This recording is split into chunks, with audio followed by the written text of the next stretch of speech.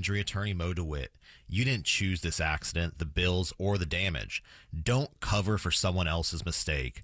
Just call Mo. Injured on the go? Just call Mo.com. You'll use the radio in your car more than anything else. When buying a new car, make sure the AM/FM is simple, clear, and convenient. Sats by Band, featuring Joe Satriani and Steve Vai, surfing with the Hydra 2026 tour, April 26th. Hard Rock Live, Orlando. Special guest, Animals as leaders. Tickets on sale now at Ticketmaster.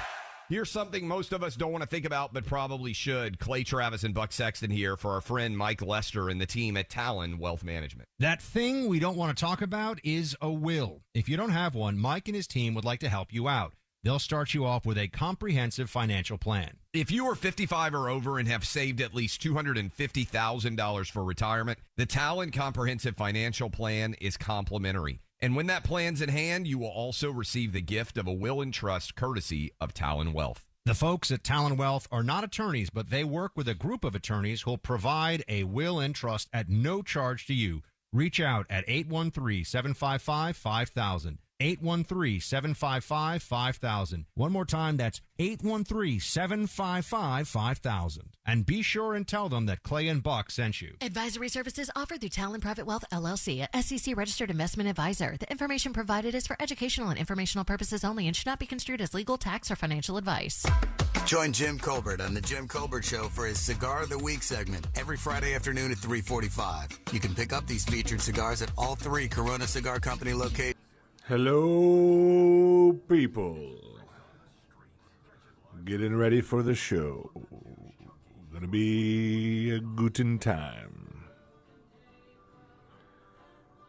Happy Thursday, folks. On the News Junkie, sponsored by that mortgage guy, Don.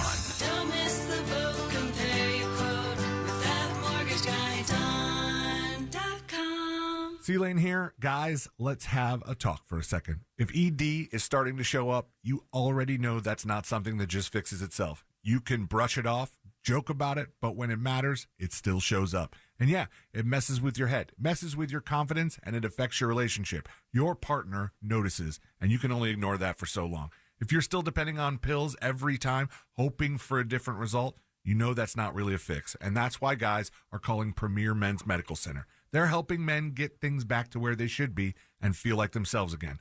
And listen, 98% of men see results right there in the office, right there, same day. They're offering a free consultation, but you've got to call now. 407-723-7533. That's 407-723-7533. Don't overthink it. Just call Premier Men's Medical Center. I didn't switch to Pure Talk just because I wanted to save 50% off the same 5G service I'd been paying twice as much for. I switched because I like the idea of being in business with a wireless company that supports our veterans in a meaningful way. Pure Talk also creates American jobs every day by keeping their entire operation in this country. I appreciate that. If you feel the same, dial pound 250, say micro, and switch to an American wireless company that actually stands for something. Pure Talk. Quitting things is usually pretty easy. Like when you bought that fishing pole, used it once, and caught nothing but sunburn. Ouch. Or when you wanted to save money until that sneaker drop happened. Quitting things is pretty easy. But quitting menthol cigarettes isn't. Menthol enhances the effects of nicotine, which can make them more addictive. We can help. Tobacco Free Florida offers free tools and services to help you stay smoke-free. You may be eligible to receive free nicotine patches, gum, or lozenges. Call 1-877-YOU-CAN-NOW or visit tobaccofreeflorida.com. Hey, it's Angel from the Monsters. Spring is the best time to sell your car, and that means the most money for your used car at GimmeTheVin.com. When's the last time you checked the value of your used car? GimmeTheVin.com buys cars, trucks, SUVs. They buy them average, rough, or clean. They buy them all, and they come to you. I have given you the tools, Das Jefe. You have the tools. Make the call, baby. Don't overthink it. So easy you can do it in your underwear. What's your case worth? Injury.com by Morgan & Morgan. Live from the JustCallMo.com studios. Injured on the go? Just call Mo. From car accidents to personal injury cases, Mo has you covered. Visit JustCallMo.com or dial 1-800-CALL-MO. This is WTKS-FM, HD1 Cocoa Beach, Orlando. An iHeartRadio station guaranteed human. Real Radio has your chance to win $1,000. Just enter this nationwide keyword on our website, deposit, DEPOSIT, deposit. Enter it now on our website, realradio.fm. Good luck. Someone's going to get offended. It's just the way the world works. So to hopefully save everyone a little time and or energy, here's this. The opinions that you hear are those of the host and callers, and not those of iHeartMedia, its management, or advertisers. The News Junkie is on. The best friends you never knew you had, running through the most viral stories of the day. The News Junkie starts now. It is Thursday, April 23rd, 2026. Lots to get to today. From This Is a Huge Problem to the New York Times debates stealing stuff and the weird new robot that is shocking the world. Plus your calls, dispatches, emails, texts, and more. C-Lane is here. What's happening? And so are you. You can join us on the show. All you have to do is send us a dispatch. Go to thenewsjunkie.com. Hit record on your first dispatch today. You can also watch the show on YouTube and twitch.tv/thenewsjunkie. Your messages rolling right into the studio in real time. How's everybody doing on a Thursday? It feels like it shouldn't be Thursday, but I'm glad that it is. Well, which way? You feel like it should be not even Thursday yet? Maybe. I feel last week was so slow that I feel like this speeding back up. Like, oh, thank God we're already at Thursday. I'm getting ready this morning. I'm like, we have secret shows tonight. Nice. Oh, you have other exciting things returning today. Yeah, we got lots of stuff coming up here on the show. There's a lot of twists and turns on the way. So I'm excited about that, and we are getting closer to the weekend, so let's get started. Let's put our ears to the ground, our fingers on the pulse. Let's see what's happening in this great, big, wide world of ours, and the streets are not safe, everybody. I mean this. I mean, you don't even know what's going on beneath the wheels of your vehicle right now, and we go to the streets for our opening clip today. Let's see what happens. So anybody coming down 64, don't. Oh. I was driving my trailer, and I was coming down 64 headed into Illinois. I saw a car hit that, and I'm like, what the hell? And I had to go around here, and I got my trailer behind me, and I barely missed that, bro. That's all the way down to the bottom. All right. No. Just so you folks listening know, there is a massive hole in an interstate where you're a story up in the air. You're on an overpass. And there's a hole in the road with just the rebar showing. And the guy says, I saw cars hitting this and I freaked out and I stopped. And when he looked down, you can see all the way down to the road below it. And I mean, I wonder how much of our infrastructure is looking like this, because that is freaky. Freaky to me. Did it say where this is? AJ Soup says 64 going into Illinois. Yeah, I-64 is where the guy said. I wonder how old that road is. I don't know, but it is beat the F up is what I'll tell you. Because what's the protocol to fix this little problem we have here? Is little? Well, I mean, there's a hole in the road. You can almost drive a car down. That is no good. But what's do we have like a cherry picker or something with no people in it? It's just a platform that they just kind of lift up to the bottom there to catch all the asphalt that they're going to pour? Like, what do you do here? I think you got to rebuild the overpass. That's terrifying. Yeah, it is absolutely crazy. Imagine you're driving on an overpass and you look down and you see a hole in the road. You can just see clear down through to the road below you. That's what this guy's looking at. Hit that, and I'm like, what the hell? And I had to go around here. And I got my trailer behind me, and I barely missed that, bro. That's all the way down to the bottom of the... I'm getting out of here. Yeah. Through there. It's terrifying. I saw all these cars crashing, and that is a big-ass hole. It is. Yeah, it's a big-ass hole is what he's saying. Yeah. For the record, yeah. It's a large hole is what the guy is getting at. It is freaky, man. I'll put this up on See It Now. Let me get a screenshot as I'm speaking here. Also, it's creepy, man. The rest of the road that doesn't have a hole in it, when you see the hole, doesn't it seem like the rest of it's not thick enough? It does. I like to think, or at least I did for a long time until this very moment, I like to think that all the roads that we drive on are safe enough so that we're not in danger. Like, I never thought for once that my car would plummet through the road and crash down into the road below it. But maybe that's a real and actual issue.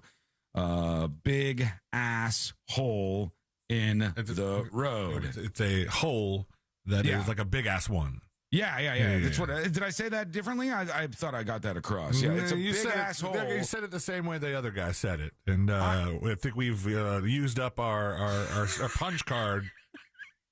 Not a good time to rattle the cages, is what you're saying? All right, fair enough.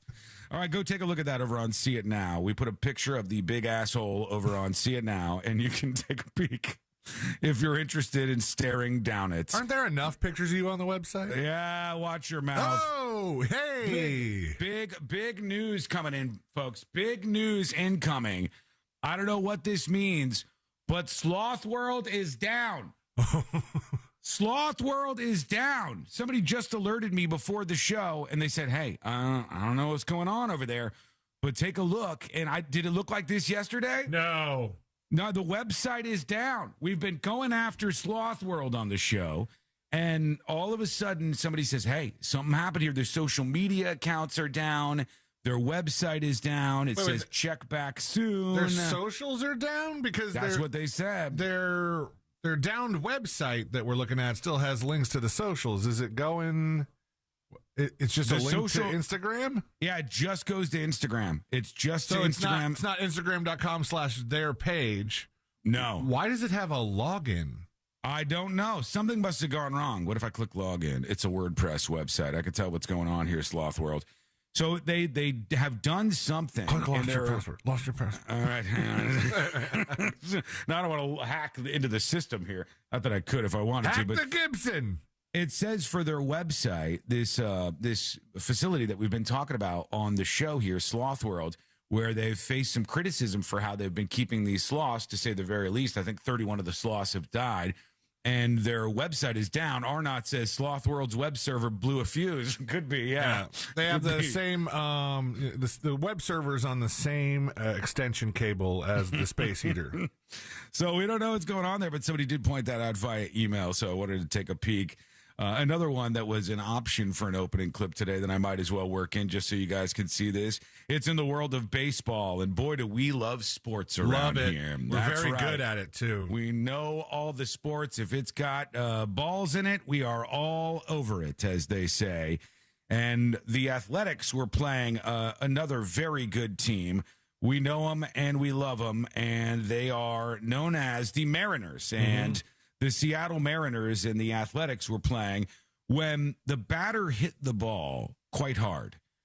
And, Sealand, as you know, as one is wont to do in a baseball game. You do like to do that, yeah. One of the risks of being a pitcher is the ball can come right back at you, right? All right? So that kind of happened here. But more so than anything, the pitcher goes, wait, what happened? The ball gets hit right back at the pitcher, right? Here he goes. Right back, and he goes, whoa, wait, what happened there? So the pitcher is spinning around. The reaction time on this pitcher for the Mariners, unbelievable. I don't know who this guy is, but shouts out to you. The ball hits into his body, and he starts spinning around. He's moving around, and he's going, what do I do here? What happened to the ball is question one. Right back, and it is in his glove? Caught, no. Oh! It's in his shirt. Logan Gilbert. And he pulls the ball out of his shirt. How does that happen? Is that a catch? Is that a catch? I mean, I say it's a catch. I don't think that the rules of the Major League Baseball would have anything. Maybe they do. Maybe something similar has happened before where they would say, hey, the catch has got to be in your hand, whether it's your gloved hand or your non-gloved hand. Is that how it works? Baseball fans, let us know. Hit us up with your answers on this, because I might be crazy here. Right. But I have a vague memory, C-Lane. God, I don't know if I made this up or not. Is this from like a movie, like a comedy? I have a vague memory of a baseball player running with his hat out and catching the ball in the hat. And this might be it. This sounds movie-ish. Is that Wild Thing? Angels in the outfield. Is that Angels in the outfield? You got an angel with you right now. They're saying it's a catch? I don't know. I think it's a catch. Oh, they're saying dead ball. Well, who knows who's right? There are some people saying dead ball now, but unbelievable. The pitcher, he's wearing one of those button-up baseball shirts, like you might have in a jersey, and the ball disappears. He doesn't know where it is. The ball went into his shirt and stayed inside his tucked-in shirt, and I guess that's an out. I guess that's what you end up with there. Pretty crazy, though. I thought that was wild and sort of 1 in a million right there. If this happened 100 years ago, we wouldn't have the video, but everybody would have called him Buttons Gilbert until it was engraved on his eventual tombstone. Okay. That's probably true. I don't know. It says here. So in Major League Baseball, a catch requires secure possession of the ball in the fielder's hand or glove, and that they maintain control long enough to show voluntary release. All right. So that would be this. Oh, here we go. Look it up. Sports geniuses on the move, baby. Look at this. Here's the rule. Ball going into player's uniform. 501B. If a batted or thrown ball inadvertently goes inside a player or coach's uniform, lodges in the catcher's face mask or paraphernalia, or is intentionally placed inside a player's uniform in a pants pocket, the umpire shall call time. The umpire will, using common sense and fair play, place all runners in such a manner that in the umpire's judgment will nullify the action of the ball going out of play. That being said, if the umpire determines the player placed the ball in his uniform intentionally for the purpose of deceiving a base runner, well, that's not the case here. No, The umpire will place all runners at least one base more, so we know that. In no case may any be outs recorded on such play. Note that the determination whether a ball lodged in equipment or was placed in a uniform is not subject to replay review. I still don't know what it means. I read the whole thing. I'm reading the Chat GPT answer, which is generally a little more layman. If a live ball gets stuck in a player's shirt or jersey, pants, etc., here's how it's ruled. First of all, not automatically a catch. Clothing is not considered legal equipment for completing a catch, which I think like the hat thing would play into as well. But the hat, you're at least like, you have to demonstrate control. That's the thing. If the fielder must get the ball into their hand or glove and demonstrate control. If the ball is merely lodged in the shirt and never transferred to the hand or glove with clear control, it's not an out. If the player secures it with their hand or glove before it falls out and shows control, it can be ruled a catch. I don't have an answer. It's an uncatchable hit.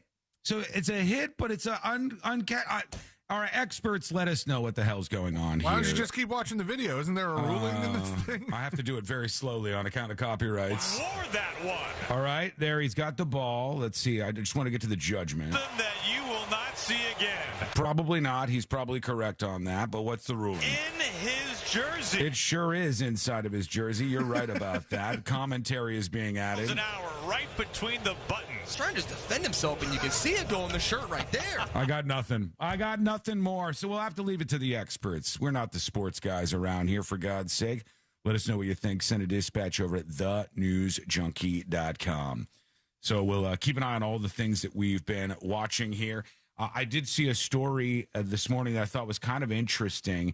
Now, I want to get to this when we come back because it's going to start a larger conversation, which we'll kick up during the break for those of you on YouTube and twitch.tv/thenewsjunkie. We got this ridiculous article in the New York Times that has a lot of people talking. I got clips galore. We got Fritz on the street, baby. Woo! We got some guests coming along. We got a lot happening for you here on a Thursday, and it's all coming up next on the News Junkie. Real Radio is on Facebook at Real Radio 1041. Sponsored by the law offices of Anajar and Levine Accident Attorneys. Call the law offices of Anajar and Levine at 1-800-747-FREE. That's 1-800-747-3733.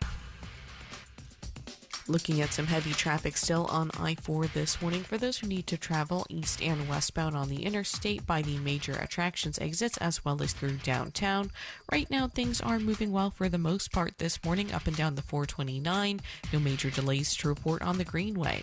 If you see traffic problems, make sure to call the Valvoline Instant Oil Change Traffic Tip Line at 866-676-8477. With traffic, I'm Sim. Hello. Welcome to the show. Welcome behind the scenes. How are we? TNJ chat. You gambling gaboons. How are we? YouTube. You beautiful folks. How are we, Twitch? Those in the insane asylum. How are we doing? Let's have some fun today. What say you? Installed in less than 8 weeks, and that installation is included. So get your free quote today at reeswindows.com. Or if you want to win $25,000 in new impact windows from Reese, pick up your phone now. Happy Thursday? No, I'm not. No, we're not. No, we're not doing Thursday around here. We're not doing Thursday.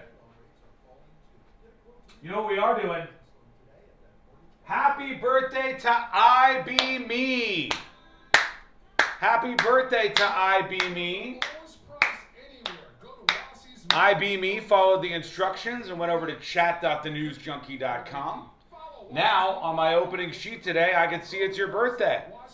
So happy birthday to I Be Me. I'm going to give you a shout out when we come back on the show. Hey, ISO. I Be Me. An amazing human being, I'm sure. Or a predator. The volume seems a little low on ScoMic. How's the regular volume? Is everything normal today? Oh. Hang on.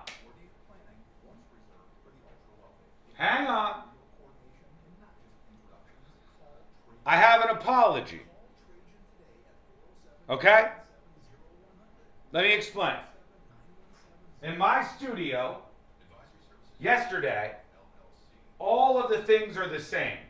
All of the feeds, all of the audio levels, everything you could see in the system, exactly the same. Nothing changed.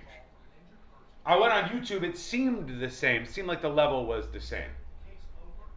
But after checking yesterday, the podcast levels had to be boosted because they were very low. So something did happen, and the audio was low somewhere yesterday, but I don't exactly know where. So some of you who said that the audio was low may have been correct and may have not been trolling.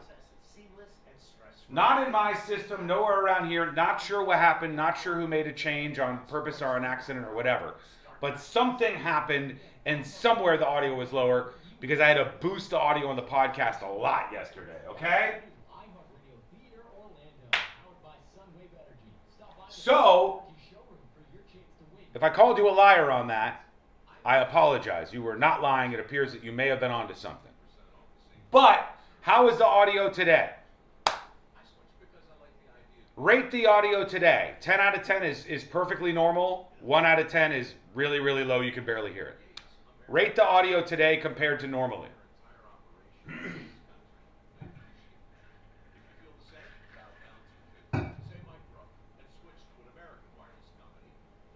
2 minutes.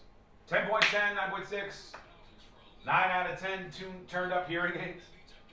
10 out of 10 crumbling bridges. 10 out of 10. Okay, so the audio sounds good on this side. But I did want to apologize if there was something going on because I called some of you crazy, and certainly from the podcast side of things at least, definitely the audio is lower. Okay, it was definitely lower on the podcast. I don't know what else that means, but apologies are for pussies? Well, I have to at least tell you when I get something wrong. All right, especially if I try to call you guys out for trolling, which a lot of times you're doing. 90 seconds.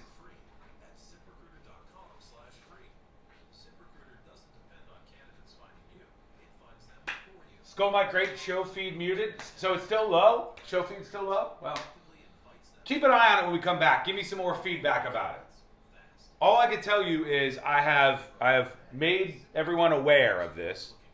And I looked and it was across all 3 shows yesterday. The podcast levels were low. I do not know why. I don't know. If I have to elevate this more, I will, but we'll figure it out. Something's happening. 1 minute. Now, if you compare the audio levels to iHeart, you're lower. Okay. Question for you. How many of you have gone no contact with somebody you know over the last, well, let's see, how long? Over the last year. How many of you have stopped contact with somebody you know for any reason over the last year? Have you stopped contact with anybody that you know over the last year? AJ Soup, I have that pulled and ready to go, but thank you. Now it'll be even easier. I appreciate that. Coming back. iHeart app and search 2%. That's TWO% to start listening. Do you have AC needs? Turn to the experts at Carrier. Go to millsair.com. Real Radio has your chance to win $1,000. Just enter this nationwide keyword on our website. Deposit. DEPOSIT. Deposit. Enter it now on our website, realradio.fm. Good luck.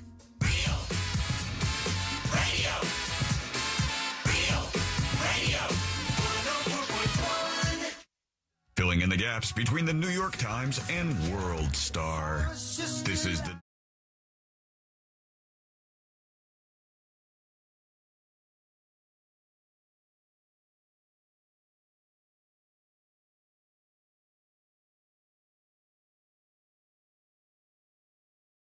But it's impacted you. We're going to find out here in a moment. We need some confessions from you.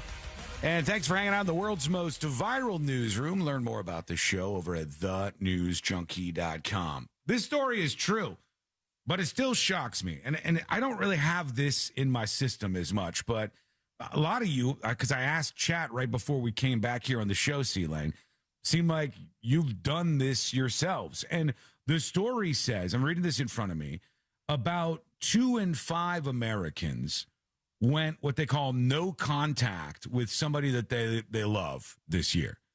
About 38% of Americans, 2 if you in boil 5 it down. seems high. Right? That's high, right? With somebody 38%. Is there any like qualifiers to somebody that they love, like a family member or just a friend that they love very much? Or let me give you a couple of details here, Celine. It says 38% of Americans went no contact with a friend or family member in the past year. So that's a lot. 38%. And you're in a room, that's almost 4 out of 10 of you, and 2 out of 5 if you do the letter for the numbers from the headline there. But 38% of Americans went no contact with a friend or family member in the past year. Here's a crazy bit. With Gen Z at 60%, far outpacing baby boomers at 20% in cutting people off. So the Gen Z folks, the young folks, are just like, severing ties to friends and family. I haven't even told you why yet, and that's a whole different thing. But that's crazy. The baby boomers aren't doing it. You know why? Because baby boomers don't make new friends.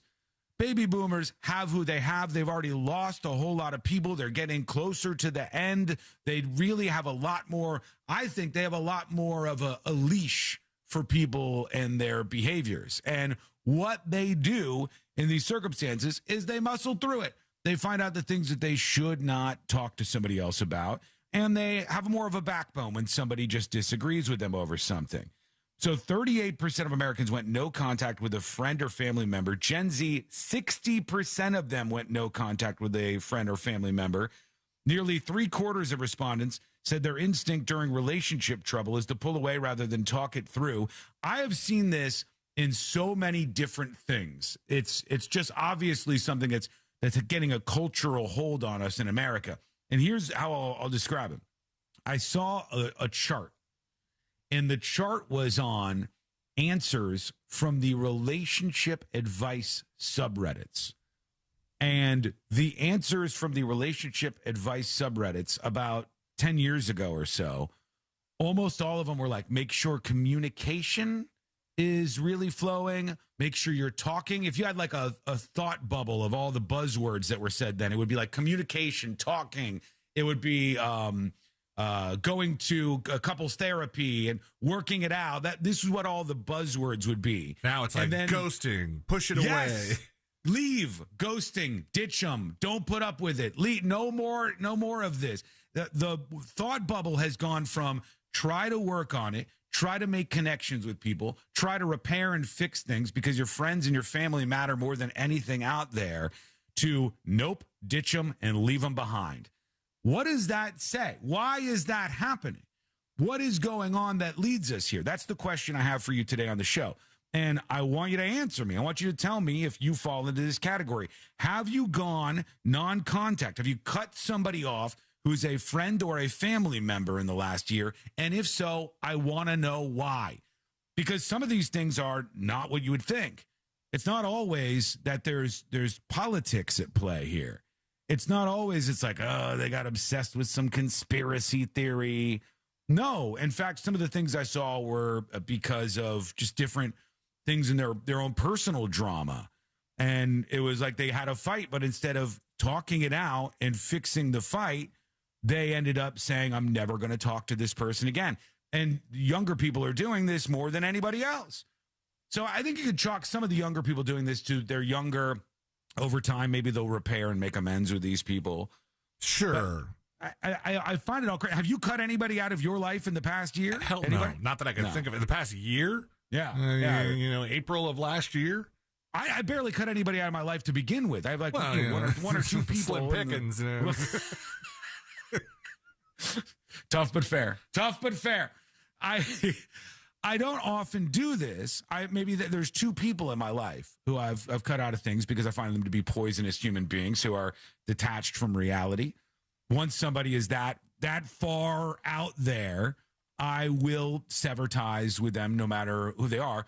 But it's not something where if I go, well, I've had a fight or an argument or whatever, and I'm not going to talk to this person ever again. I just wouldn't do that.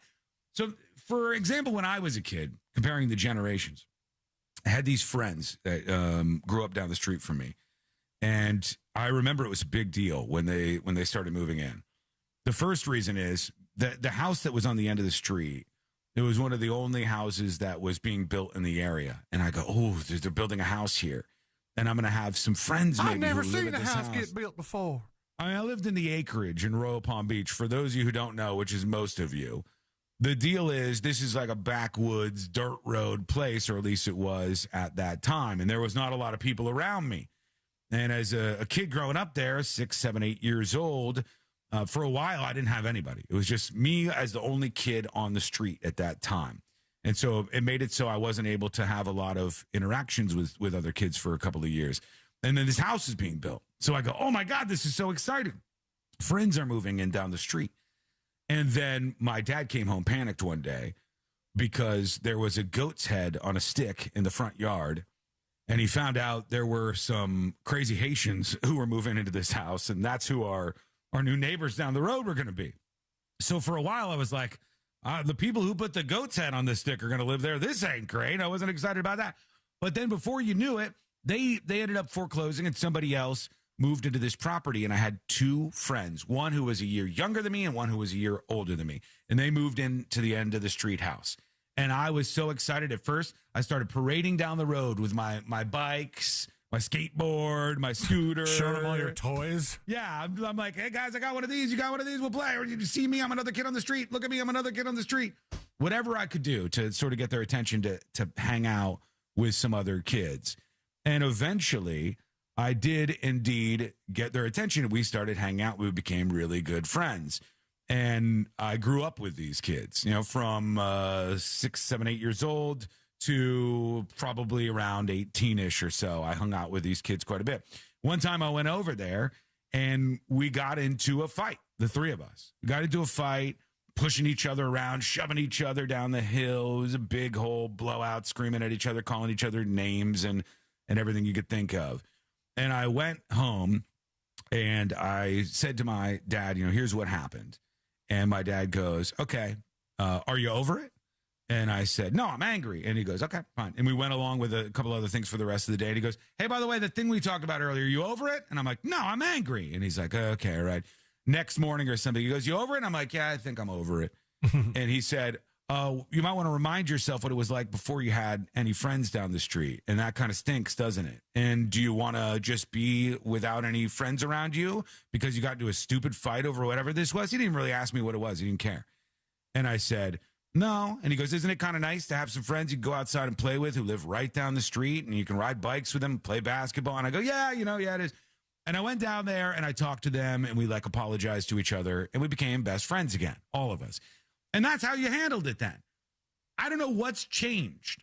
I don't know why things have changed, but it used to be you blow off some steam, you get over it, and then you move on. Yeah. You get back to being friends. I know plenty of people that do the blow off some steam or do the fight thing, and then the next day it's like, did we have a thing? I don't remember a thing.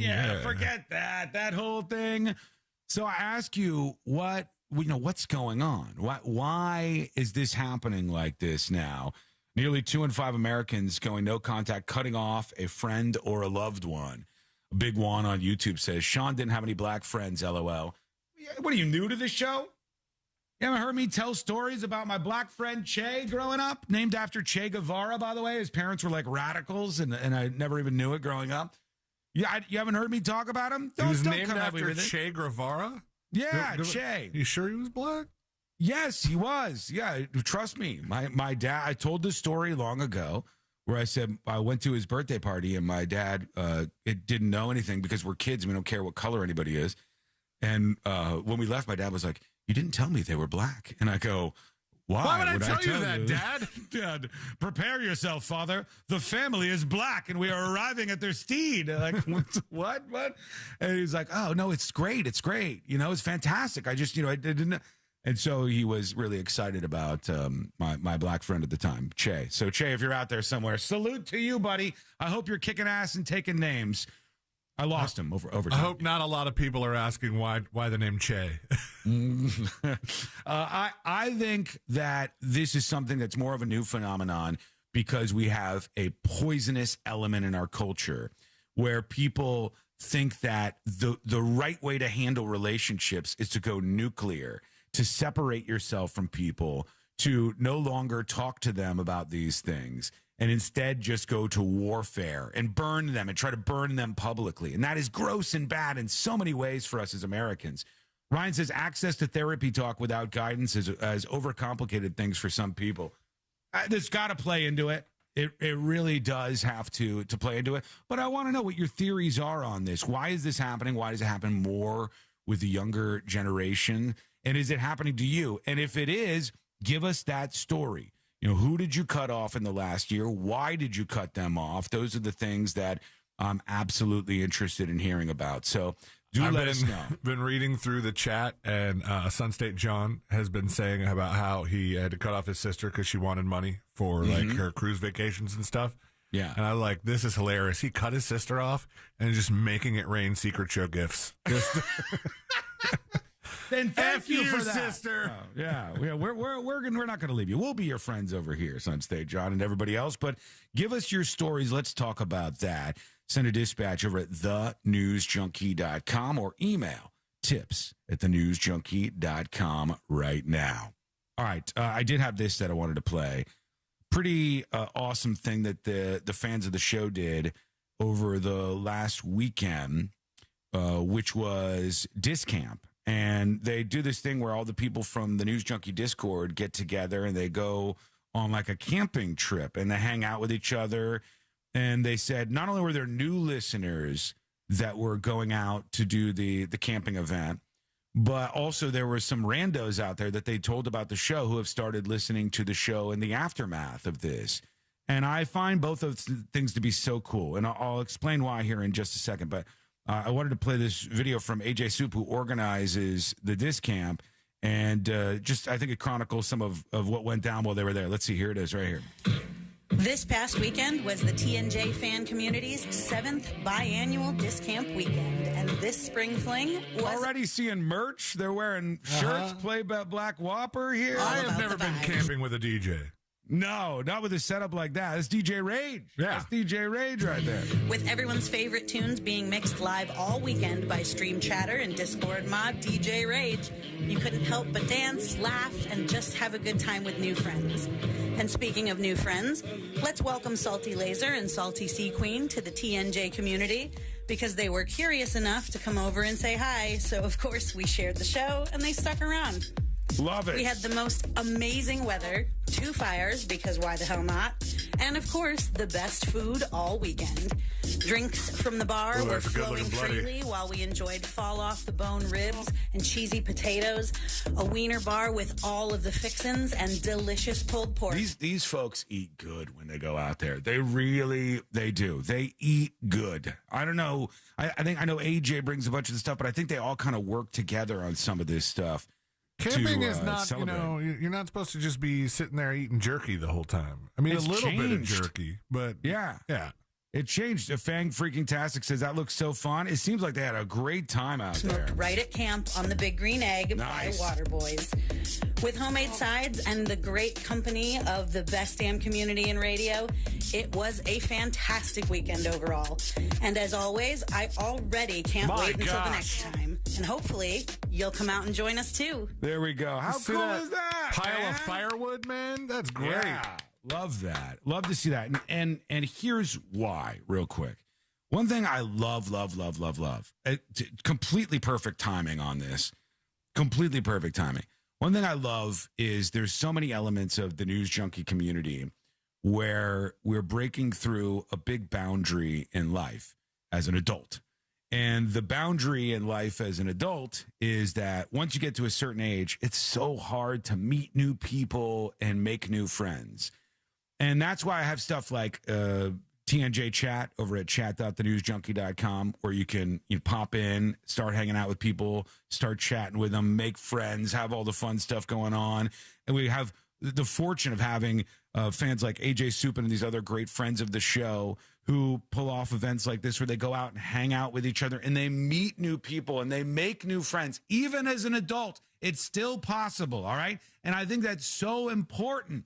It's so important. You can still connect with people, communicate, and make new friends, and absolutely love to see it. So thank you for sending that. They don't ghost the people. It's just when Sean bans somebody, there's just an auto ghost. That's right. Yeah. It's only one way to handle it, all right? There's only so many people that are ghosted. I'm not cutting off people from my personal life, but if you're in chat and you're just really starting to go unhinged on me and posting my address and stuff, for that, I'll cut you off. I want to see what you have to say about this. So send those dispatches and emails to tips at thenewsjunkie.com. A lot of people already joining in on the discussion. So we'll get to that here in just a moment. That's coming up next on the News Junkie. Real Radio is the Jim Colbert Show. I've never even seen cocaine. I don't even know what it looks like. I just know it's powdery. I've never seen it. Show him. I'm like one of the. I got to be one of the only guys in this business that came through the '90s that never, ever even saw cocaine. The Jim Colbert Show. Weekdays at 3 on Real Radio 104.1.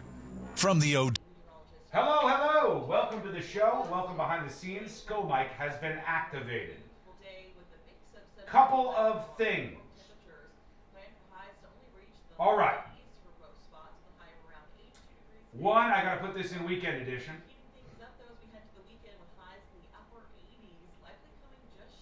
Put this down here. This report is sponsored by Florida Prepaid College Program. As the largest, most successful prepaid program in the nation, Florida Prepaid has helped 1.2 million Florida families successfully save for college. Let them help you. Plans start at just $20 All right. a month. Enroll by April 30th and get $50. Went a couple weeks ago to meet up with the folks at Premier Men's Medical Center, just kind of get a feel for how their clinic works and what goes on there. I said, treat me like a new patient. Let me see how everything goes. And they were very informative. Okay, there we go. That most men will have some sort of symptoms of ED or PE in their lives. It hits you at different times throughout your life. and they want to help you when you start seeing those symptoms show up. And they also said it's not just about sex, but it's not just about sex, but it's a little about sex. Or PE is starting to show up those symptoms in the bedroom for you. Saith C-Lane, legendary Poon Slayer. And they can help you attack that before it gets worse. And if it gets worse, the thing they want to avoid the most is surgery, because it can be very invasive. You know, the funny thing is, on this topic of like cutting people out, cutting people off, whatever you want to use terminology-wise, is there's so many personal family reasons why I will cut somebody off as opposed to political reasons, which I almost never care about that. Unless the person is just so obsessed that it's made them poisonous or something. They can't stop talking about it, can't stop fighting with you about it or something. I almost don't see the need for that ever. But that's become way too common. 407-723-7533. Hit us up with some dispatches. We'll work these in. Fritz on the street later. Don't forget. That's happening. Uh-oh. He didn't hit the spots. Oh. Oh my God. Woo. He said he had to use the restroom right after he did his live read, and I thought he did his live read, and then just left.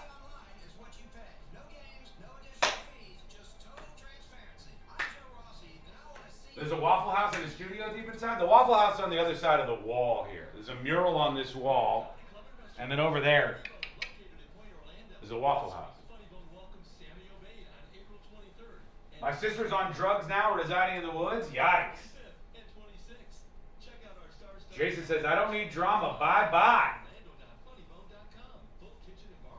I've never cut anyone out for politics, but my family freaking sucks.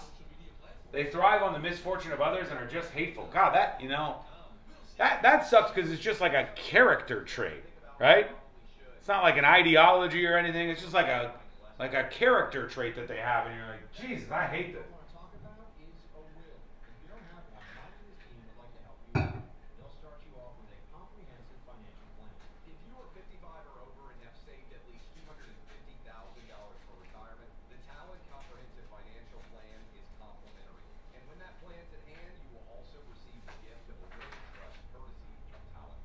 Okay. Oh my God, chicken vindaloo or muffaletta Sammy for lunch? Go with the muffaletta / muffaletta, depending on where you're at on the word. Got that olive tapenade on it? My little sister cut all the family off because she said we were never like real family and her friends are more family to her and are there when she needs them. My parents moved to help her with my nieces. I basically don't talk to mine. Just as I get more older, they get more hateful as they grow. A lot of people with similar experiences to this. Okay, 1 minute. We're coming back right now.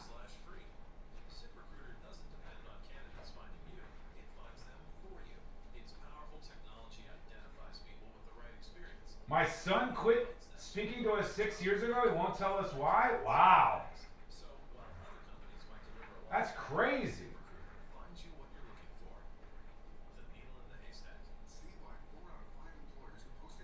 All right, here we go. We'll come back live. Companies might deliver a lot of hay. ZipRecruiter finds you what you're looking for. The needle in the haystack. See why 4 out of 5 employers who post a job on ZipRecruiter get a quality candidate within the first day. ZipRecruiter, the smartest way to hire. And right now, you can try ZipRecruiter for free. That's right, free at ZipRecruiter.com/free. That's ZipRecruiter.com/free. ZipRecruiter.com/free. ZipRecruiter. Hi, I'm Kyle from Blindster.com. If you've priced custom blinds at a retail store, you know how expensive they can be. At Blindster, we do things differently. You measure at home, install yourself, and save big on custom blinds. Plus, we guarantee they'll fit. Blindster.com. This earful of real radio is brought to you by JustCallMo.com. Injured on the go? JustCallMo.com.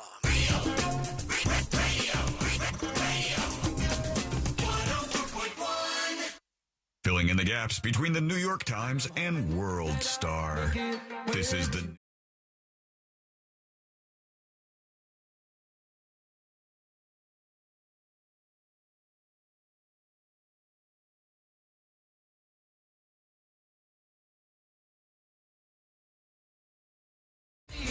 A lot of people responded to that segment about cutting people out of your life and the news story suggesting that I think it was almost 40%, C-Lang? What was it, 40% of people that said 38% of people that said they cut somebody out of their life.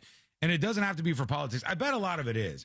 Now, I think that part's a shame. I think if you disagree with people over politics, like, it doesn't have to be a big deal. You can have people that you know and you love and you care about. Unless they're just nonstop trying to fight with you about stuff, who cares? You know, maybe give them some warnings and tell them, I don't want to talk about politics with you.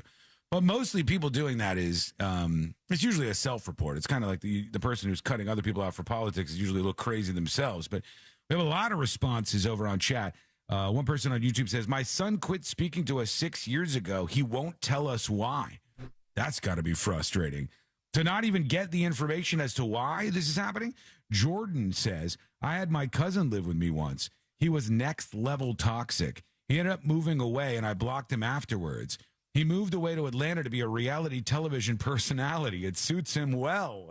Interesting. I mean, I don't disagree with the suits him well part because there's a lot of toxicity in those people. Yeah. They bring the best ratings. You kind of need that. And then Sport Johnson says, my wife's boyfriend is a real jerk and not so many words.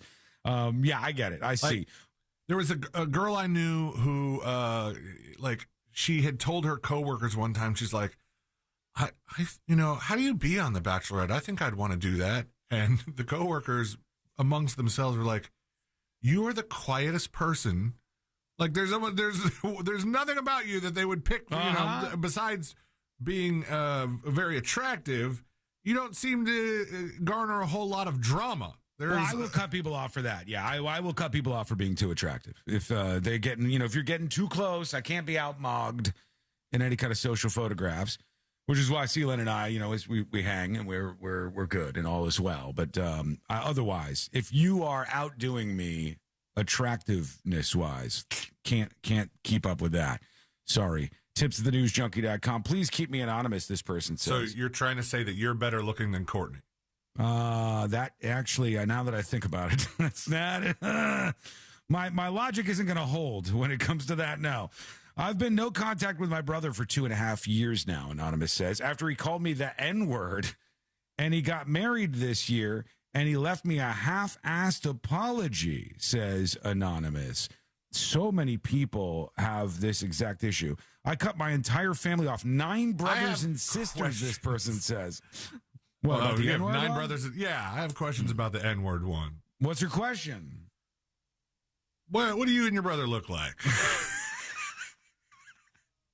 I mean, I'm going to assume he's black. If a white guy gets mad that his brother calls him the N-word, what kind of pedantic nonsense? Exactly. That's what I'm saying. That's really weird. But also, if your brother would be black too, right? Yeah, unless it's like a half-brother kind of situation, like. It's either, if you look alike, it's either 2 people that are allowed to say it or 2 people that are not allowed to say it. But either way, it's still, is it all right? See, isn't that not such a crazy question now? It is a good question. Anonymous, fill us in on that. Give us some more information. Back to this other email. Master Bruce says, I cut my entire family, 9 brothers and sisters, for them mishandling my father's death. Let me tell you, that'll do it. Oh, yeah. That will do it. The death of a loved one brings out the worst in people sometimes. Fighting for a whole bunch of money, fighting for possessions, who's supposed to handle what with the funerals, how people are behaving emotionally, whether or not you're treating it as a serious thing. Oh, boy. Yeah, I mean, there is a lot of things that come up when somebody dies like that. To start, my entire family chose to pull the plug on my father while fighting for his life after a stroke. Only 3 days passed, and they decided it amongst themselves. Holy cow. They needed everybody on board, but they already made the decision. As goes for his funeral, instead of listing my father's accomplishment, they decided to list over 50 family members that he was survived by, not to mention that my father never wanted a service to begin with. He wanted to be cremated, but they wanted different than his wishes. My wife and I packed up our family of 3 at the time and moved to Florida. It's been 8 years now, and I don't miss them at all. Toxicity creates patches in your life that are extremely stressful and unwarranted. I may not be able to choose my family, but I could choose how to spend my time. I choose peace, says this person. I think that's good in some ways. If somebody is a negative, poisonous influence legitimately in your life, you should cut them out. This is mostly true for people who have a person in their life that has an addiction to drugs. And it's just going on, and you help, and you help, and you help.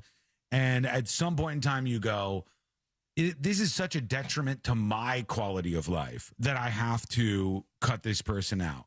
I have done that personally, okay? One of the only people I have cut out of my life, I have done for that exact reason, and I don't look back on that in any sort of negative way at all. And I will continue on this path moving forward. But I could never do it over something that was as silly as a disagreement when I really had a connection with somebody. I don't care about stuff like that personally. Somebody else says, I think it's easy to blow people off today. Unlike back in the day, it was face-to-face. It took a little bit of courage to fight with somebody. Now you could do it in a text or an email or even say it on Facebook. Then you can go back to a computer where there's millions of other pretend internet friends. And they said, thanks, just another listener. Wow, that's a fair point. I think that's interesting. So send us in your comments over at tips@thenewsjunkie.com. A lot of experiences with that coming across the line. All right, one more person that will work in. Let's see, Tree Climber wants to talk about this. Hey, News Junkies. Hey. It's Kate. Hey, Kate. Austin.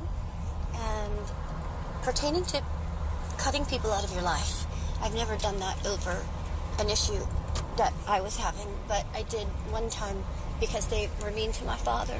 And I think that's just the end of the road.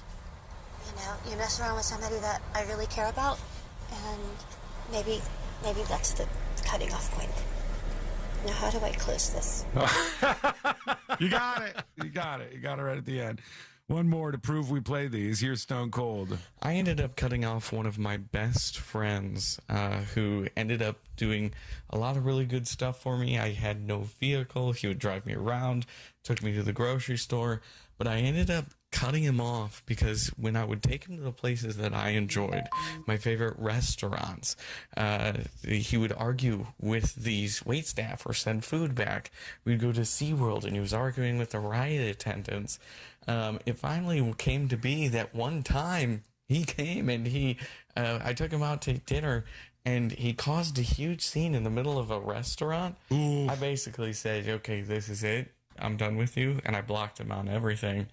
And that was within the past year. It's a bummer, but you got to be able to, you can't make me look bad in the places that I'm a regular. It's just not cool. You know what? I love that. I agree with you. That would be nightmarish if that was happening. When you have a situation where it's like, hey, you're embarrassing me. These are places where I go and you're like poisonous with your personality. I got to tell you, I love that we haven't heard any about politics yet. I love that part of this. Let us know what you think. Send us a dispatch over at thenewsjunkie.com. Although you know that's going to happen, right? It's at some point in time that's, definitely going to happen. A couple of people gifting subs. Love to see this. DJ Rage with the 10 gifted subs. Holy cow, DJ Rage. I'll add all these during the break. You can claim those over at thenewsjunkie.com. Secret show subscriptions give you full access to the website. And the uncensored secret shows is another one tonight. Tonight, it will be at 8 p.m., and you can watch live over on thenewsjunkie.com. Another 5 gifted subs from Cyclonus. Thank you. Holy cow, look at you guys go on a Thursday here on the show. And there was one more. Oh, my God. We just mentioned him. And like Beetlejuice, you brought him out. Sun State John with 13 gifted subs. Holy cow. I'll add all of these. It's a self-fulfilling prophecy. There's just an avalanche of gifted subs for you on the website. How do you get them? You go to thenewsjunkie.com. You click the link, and then you'll see all the available ones. That's what, 21? There's 26 of them right now. Get moving, everybody. Go over there, support the show with secret show subscriptions, and gift them to other listeners over at thenewsjunkie.com. I'll make sure I fire those in so you guys rocket up the gifted subs leaderboard. Thanks for gifting secret shows. Quick break. When we come back, we've been giving advice on the show for a very long time about particular things, and I think we may have made a mistake. I think we may have given out some bad advice, and it could result in people dying, Sealand. It could result in the death of our fans and listeners and friends, and I do not want to do that. So I want to make sure we right that wrong, and we're going to do that because it's coming up next on the News Junkie. Celebrate the arrival of summer at the 5th Annual Sanford Riverwalk Rhythm and Brews Barbecue Fest, Saturday, May 9th. Details at realradio.fm/events. From the Clausman Law Traffic Center, car crash, call Clausman Law. ClausmanLaw.com. There's a couple accidents to look out for. I-4 westbound past Lake Mary, that's off to the shoulder, causing some stop and go. 408 westbound near Goldenrod Road, that's off to the shoulder. Right lane's blocked on the beach line eastbound near Goldenrod Road. There's a crash on John Young Parkway northbound at Ravenwood Circle. The left lane's blocked. See traffic troubles, call the Valvoline Instant Oil Change traffic tip line at 866-67. Hello, now. Welcome to the show. I just learned something. You may have seen a bit of a panic on the show from me. Because in the last commercial break, C-Lane, he does his live read, and then he doesn't hit the commercials. C-Lane does his live read. He's talking about dicks. And then C-Lane goes, and go find them on their website right now. And gets up out of his chair and leaves. And I panic in here because it's dead silent. I go, what the hell's going on? I thought he did like he said he was going to do and went to the bathroom and just forgot to hit the commercials. Little secret, I don't believe I can hit the commercials from here. I can see the commercials. You see? I can see the commercials. And I can see chat here in front of me on one of my iPads. But I don't know if it works if I touch it. So I don't think I can fire them. And C-Lane says the internet is completely out in his booth right now. And we've got an engineer in the studio who's hitting the commercials for him. But during his live read, he did the live read, and then he had to run into the next studio, count to 16 for the delay, hit the commercials, and hit the dump button. Yet another catastrophe happened. I recently had two sets of customers with vastly different stories. Hopefully they get that fixed. Elsewhere 3 years ago trimmed $5,000. And the other had purchased from OMF 12 years ago. They need me to come fix the internet? Oh, I don't know. The difference? Our customers I don't know what's going on. 4 times longer and cost them 5 times less. Not dead air? Well, one thing is absolutely for sure. Dead air, while enticing for an amount of seconds, will absolutely murder your ratings if you just continue on. You show up in stretchy shorts and breathable tee and maybe no socks. Don't breathe. While others sweat in pleated khakis, you're in your comfort zone. The sky is falling, indeed. And in your pocket, on plus nicotine pouches. Are they trying to make C-Lane look bad? That booth is a shit show for him? I think that, but there's Siggy saying thanks for the sub. I love when people do that, by the way. Drop in and say thank you to people in chat for gifting the subs. I think they're trying to hook up some extra stuff in his studio, and that may have knocked out the internet connection or something. All right, let me get these in. Here we go. Ready?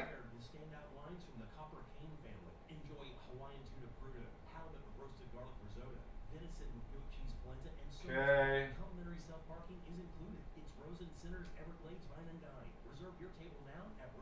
All right, let's see. First, we have.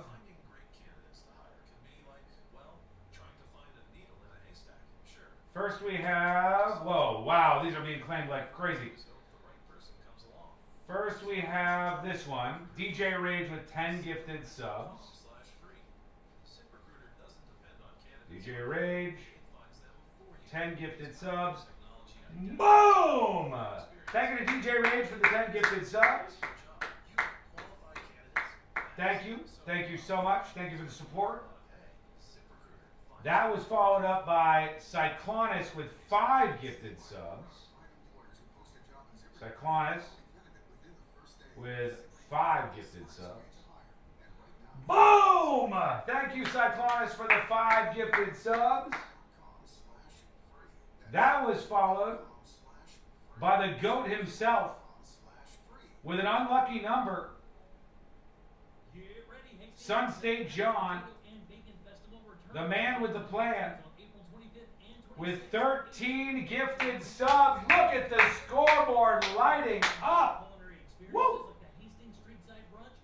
Make sure you go over and thank somebody in chat afterwards for gifting your sub. Honestly, it's nice that they do it. All those have been claimed.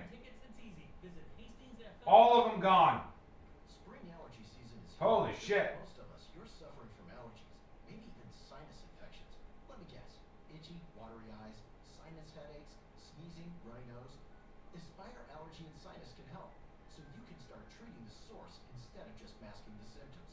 Aspire has helped thousands just like you with solutions. All right, we're coming back right now, everybody. Another season being miserable. Go to AspireAllergy.com. Hey, Matchbox. Today. That's AspireAllergy.com. Go to That actually work. Don't spend another season being miserable. Go to AspireAllergy.com to schedule your appointment today. That's AspireAllergy.com. Go to markspain.com to get a guaranteed offer on your home today and start packing. Portions of the following program were pre-recorded. Broadcasting live from the JustCallMo.com studios. Injured on the go? Just call Mo. Visit JustCallMo.com or dial 1-800-CALL-MO. This is WTKS-FM HD1 Cocoa Beach, Orlando. An iHeartRadio station. Guaranteed human. Real Radio has your chance to win $1,000. Just enter this nationwide keyword on our website. Fun. F-U-N. Fun. Enter it now on our website, realradio.fm. Good luck.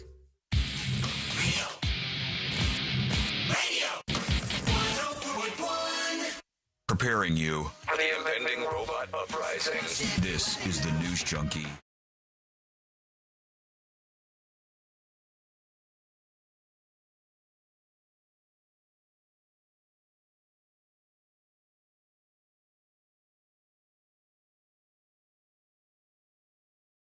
For hanging out with us. We do appreciate it. Make sure you're listening for those keywords. Put some money in your pocket and learn more about the show over on the website, thenewsjunkie.com. We've been giving out some bad advice, I think. I'll explain to you in a moment, play something for you that may change your life and could make it so you survive a horrible circumstance. All right, I'll make sense of that in just a moment. In record time, every single one of those gifted Secret Show subscriptions are gone. I don't think I've ever seen it. It was within about a minute. All of those went absolutely skywall. Yeah, literally within a minute, all of those were claimed over on thenewsjunkie.com. Wow. And I love when this happens in the future, I want to see more of this. The least you could do if you claim a sub is pop into chat. Either TNJ chat or one of the other chats on YouTube or Twitch and say thank you, because a lot of times the people who are supporters and gifters are over there on those platforms. So it's nice to do that. They usually get to see it, and they also get the email showing that you claimed one of those subs afterwards. That's kind of the fun part about it. If you go over to the newsjunkie.com and click the gifted subs icon, like the little present, the little gifted subs thing, when everybody claims them, you get emails. And it's like this user, et cetera, et cetera. So go check that out at thenewsjunkie.com. And let's try to keep you alive here. We've been giving out advice on this show. And the advice on this show, oh, no, I hesitate to do this because I just remembered C-Lane's in a bit of a pickle on the show. A little bit, yeah. What's up?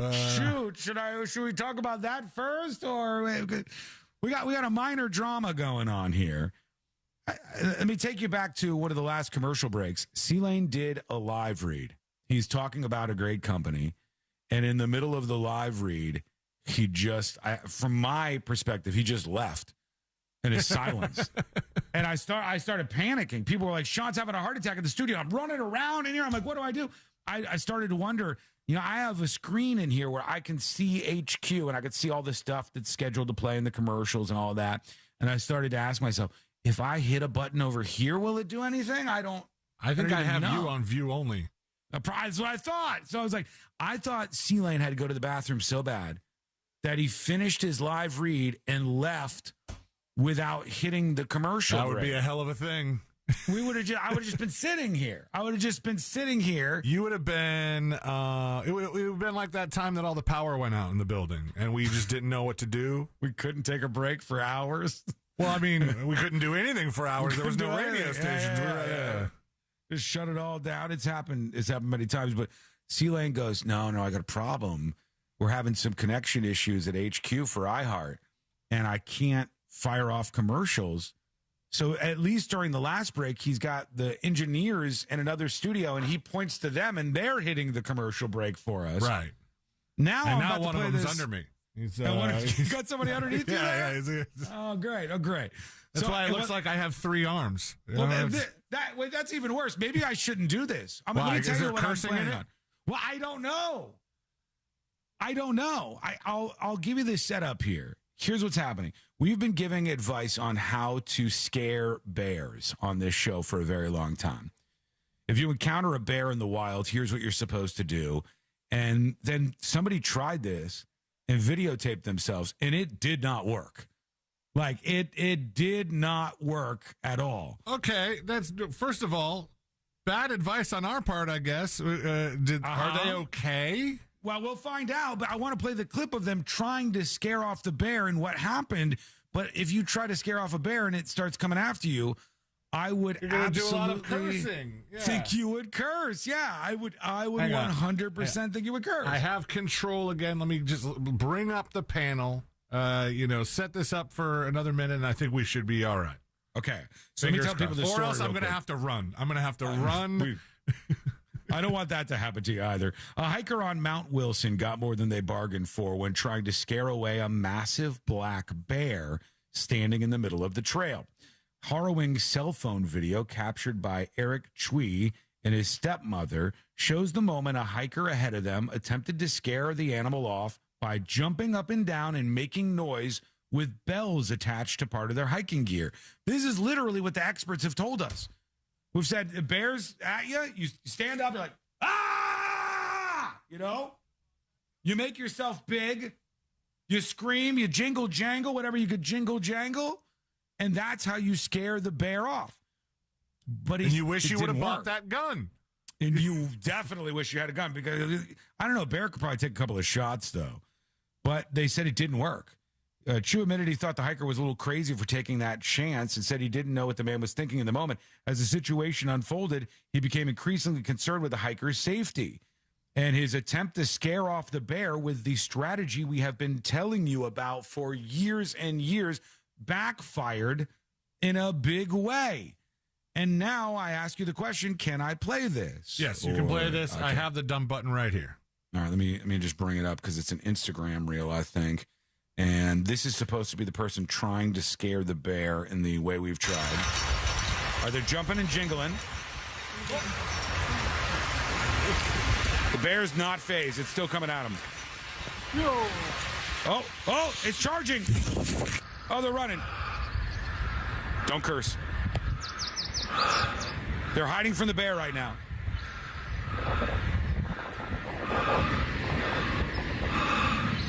Oh, I guess they're hiding in the bushes as the bear walks by in this video. Can the bear not smell them? The bear might not want to bother. I think what happens here, this is my theory, not Bootsy's theory that it's a former circus bear, which the circus bear is like, I love music. I don't think that's what the twist is. I think what's happening in a case like this is the experts will tell you to stand up, be big, make a whole bunch of noise, and freak out. But when the bear is hungry as hell, it ain't going to do nothing. Right. This might just be a bear that is hungry. And it's going to eat the human if it has to, whether you're jumping it up or jingle jangling or whatever. It's a big bear, too. Note to self, that doesn't work. All right. In some cases, it does not work because the bear actually went faster. Jingle jangle didn't work. The bear thinks, and then the bear just starts booking. Oh, buddy.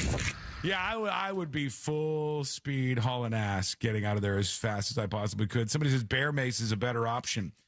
Probably. Better than what? Better than Jingle Jangling, which did absolutely nothing in this case.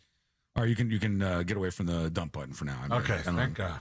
You mother. Yeah, exactly. I'm not going to do that to you. Did they fix your situation in there or what? Yeah, we're left you hanging. Okay, good to hear. Good to hear that.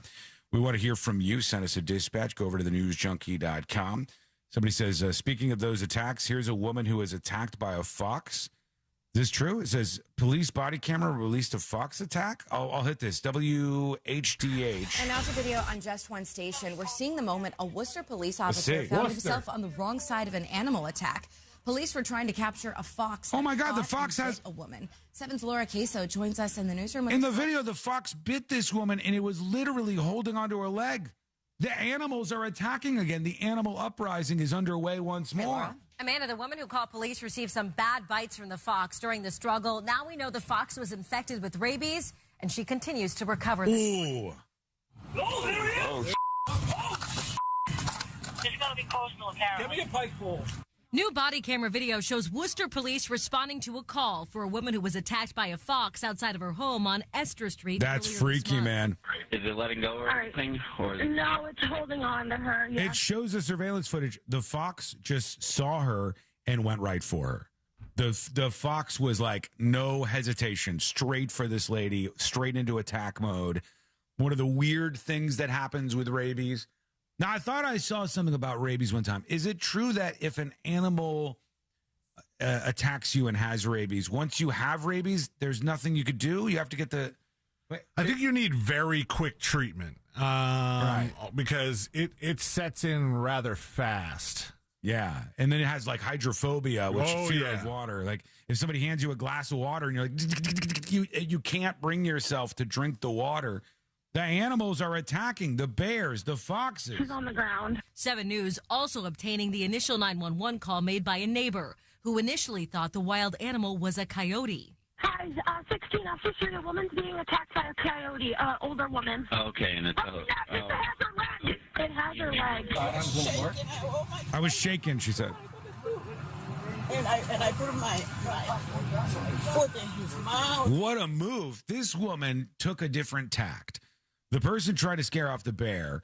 They jingle-jangled a bunch of bells. They made themselves big to try to get in the way and scare the bear away. It didn't work at all. This woman said when the fox came for her and started attacking her, she jammed her foot in its mouth, which is an interesting I don't know if I would have thought of that. I mean, maybe there's some instinct that kicks in that I don't know if that would have went through my mind. I think the only thing that went through my mind is a word I can't say over and over and over again. Screaming curse words would be, that would be what I was doing. Absolutely. She shoved her foot in the fox's mouth. We got to figure this out again, folks, because the wildlife is fighting back. The animal uprising is back on once more. We got to keep an eye on all of this. Somebody says, I cut off my ex-wife. Go figure. Thank you, Brian. Short and to the point. See, I mean, but that, you would think that's the norm. Mm-hmm. But I know a lot of people who have gotten divorced or were in serious relationships and broken up. Yeah. That are still totally cool.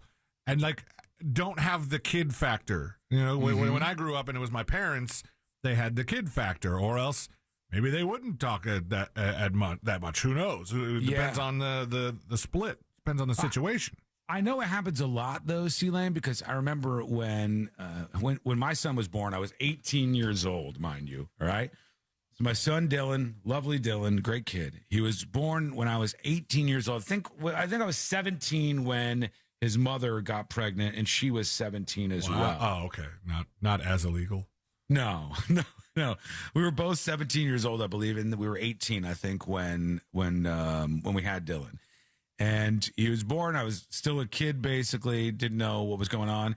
We had only been together, his mother and I, for about 3 months, I'm guessing. I can't remember. This was so long ago. My son's 25 now. We had only been together for about, I would say, 3 months. And then she gets pregnant, so we're together for that time. And I thought we were going through the whole story. Like, we went to a party, took some acid. I'm not telling that part of it again. And so my parents, as you know, I've told the story, when I was 17, 18, my parents just put me in the van with all my stuff and dropped me off at her house, and I lived with her parents. And when Dylan was about 3 months old, we broke up. We split up. We weren't going to be together anymore. And after that, 6-month relationship. Yeah. Well, I mean, we had, the before and after 6 months. Yeah. Like 9 months in the middle where you kind of stuck with each other. Never mind. Kind of stuck with each other through that part, right? Forgot babies weren't instant. Black that part out, maybe. How did you forget, for God's sake? You just had one a couple of years ago. So we split up when Dylan's about 3-4 months old, something like that. And we start going to court for child support and for custody and all those things that you're supposed to do. And when we're in court, we would meet each other there, and I'd be like, hey, how you doing?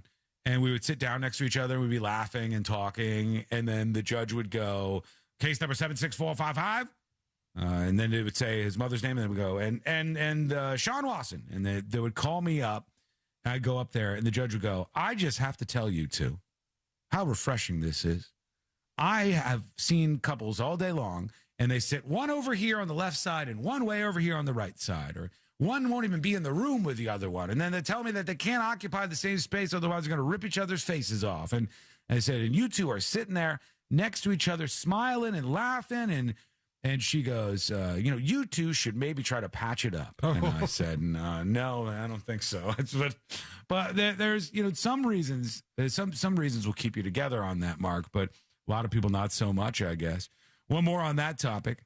Cutting people off, which has people discussing this with us via email. Anonymous says to tips@thenewsjunkie.com, I had to cut off my best friend of 24 years. One night, a group of my friends went out drinking. My friend kept bringing up threesomes and S like that. I just kept brushing it off. Throughout the night, he's pounding liquor, and I keep telling him to slow down, please, slow down.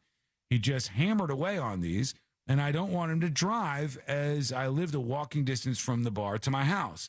So he stays the night. The next morning I wake up and he's gone and my wife is acting weird.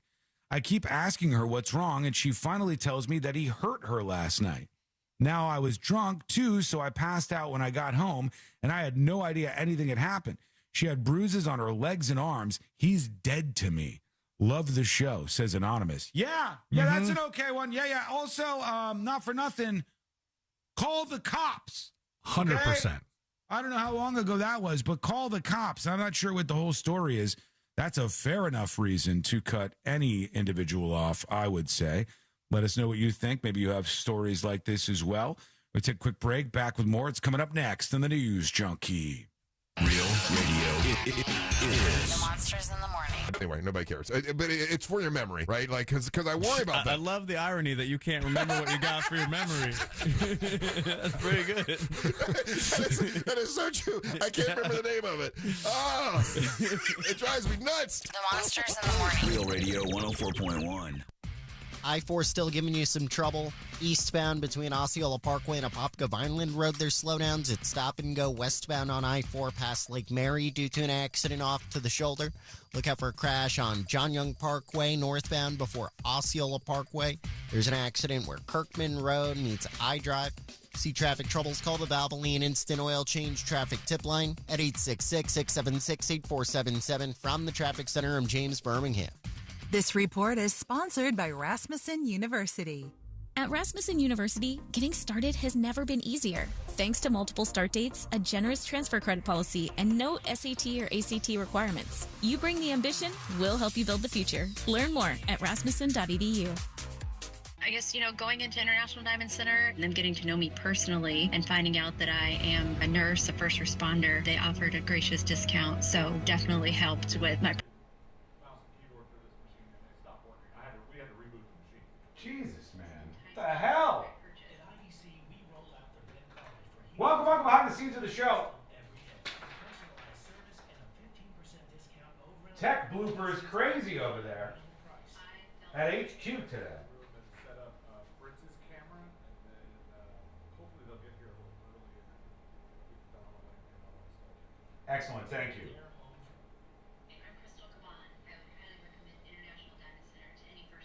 International Diamond Center.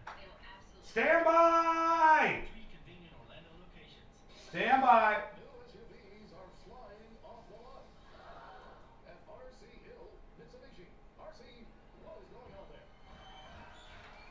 Space Coast native with the 5 gifted subs. Thank you.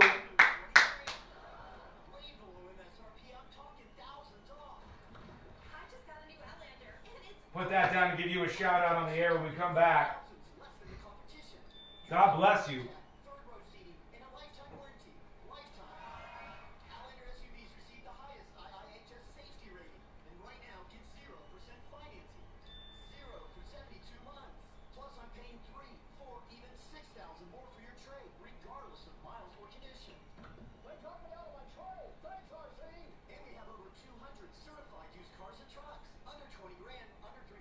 Stand by.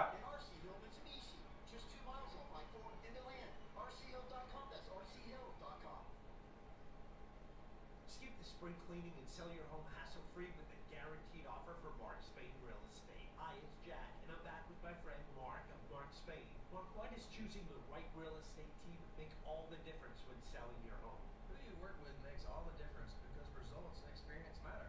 Mark Spain Real Estate's been the #1 real estate team in the U.S. for 5 consecutive years for a reason. We know what matters most to sellers. The guaranteed offer removes the stress of showings, repairs, and financial contingencies so you can close quickly and move on to the next chapter of your life with confidence. Thanks, Mark. Mark Spain Real Estate has been helping homeowners sell their homes for 30 years, and they have served over 72,000 satisfied clients. Don't worry about the inconveniences of selling your home.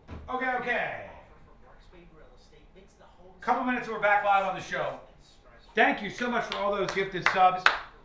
If you're a new subscriber as a result, tonight, 8 p.m., live in the studio, Secret Shows, with a Pallet Man update. If you're not initiated into the world of Pallet Man, you may be tonight. Go subscribe to Secret Shows, unlock Secret Shows at thenewsjunkie.com.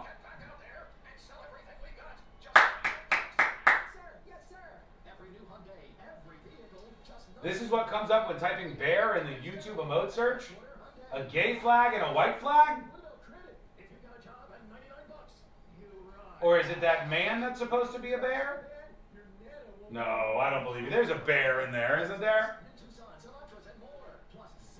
Emotes have a bear. 2 minutes. Back live.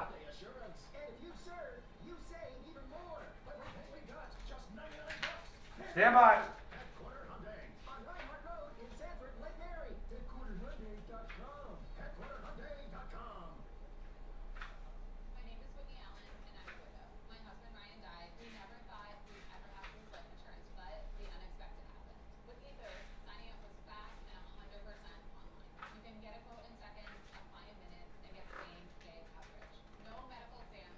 Okay.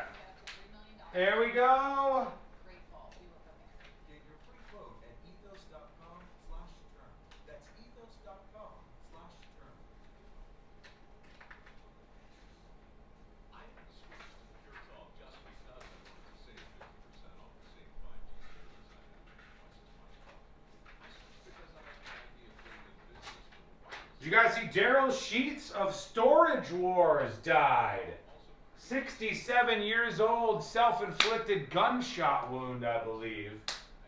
For Daryl Sheets of Storage Wars. I used to watch that show all the time back in the day. I remember him.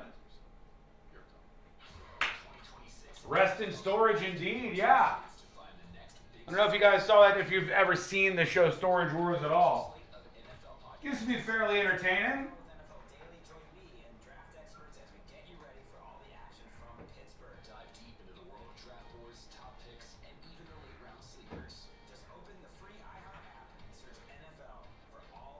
All right, here we go. action from Pittsburgh. Dive deep into the world of draft boards, top picks, and even the late round sleepers. Just open the free iHeart app and search NFL for all the rest of the NFL's official podcast. Win $25,000 in free impact windows from Reese Windows. Text TRUST to 20129. Real Radio has your chance to win $1,000. Just enter this nationwide keyword on our website, FUN. F-U-N, FUN. Enter it now on our website, realradio.fm. Good luck.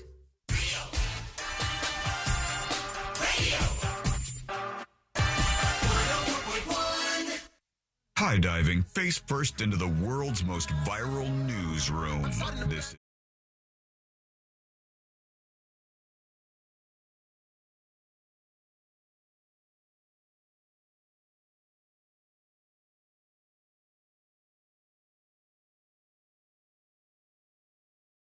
Washington, D.C. First of all of you losers should resign in disgrace and just leave with your tail between your legs. But I'm probably not going to get that out of you, so I'll drop that demand. Although I saw yesterday, I think, congressional approval rates. See, I looked this up real quick because I was like, God, imagine if they did that about talk show hosts and they showed approval rates were as bad as they are for our elected officials in Washington right now. I mean, I would just say, just shut the doors on the whole industry. Just stop doing it. Let's stop doing talk radio. If this was maybe it is. Maybe that's what people really think about most talk radio hosts. But the approval rates, just generally speaking, of politicians in Washington, I think it was like 20% or something that came out the other day. The Gallup website says that it's not even saying the approval rate, it's saying the disapproval rate. Mm-hmm. Disapproval of Congress ties record high at 86%. It means they have a 14% approval rate. If I'm doing my math correctly. You're right. 86% of people hate Congress. Actually, right? it's weird. It sounds even worse when you start reading it, because it says Americans' approval of Congress has fallen to 10%, barely above its all-time low of 9%. Disapproval has climbed to 86. So there's like a middle ground where people just don't care, and then the approval rating is 10%. Is there anything that's that unpopular in the United States of America? 10%. 10% of Americans think, you know what? Those folks in Washington are doing a great job. And most of these people are regular, normal people who don't even care about politics. They're not like engulfed in politics. It doesn't take over their whole lives. 86% of people disapprove of Congress. That is a condemnation of what these losers are doing in Washington, D.C. And how long is this? Okay, the thing that I'm looking at that C-Lane was bringing up has been measuring this since 1976, and it's never been this bad.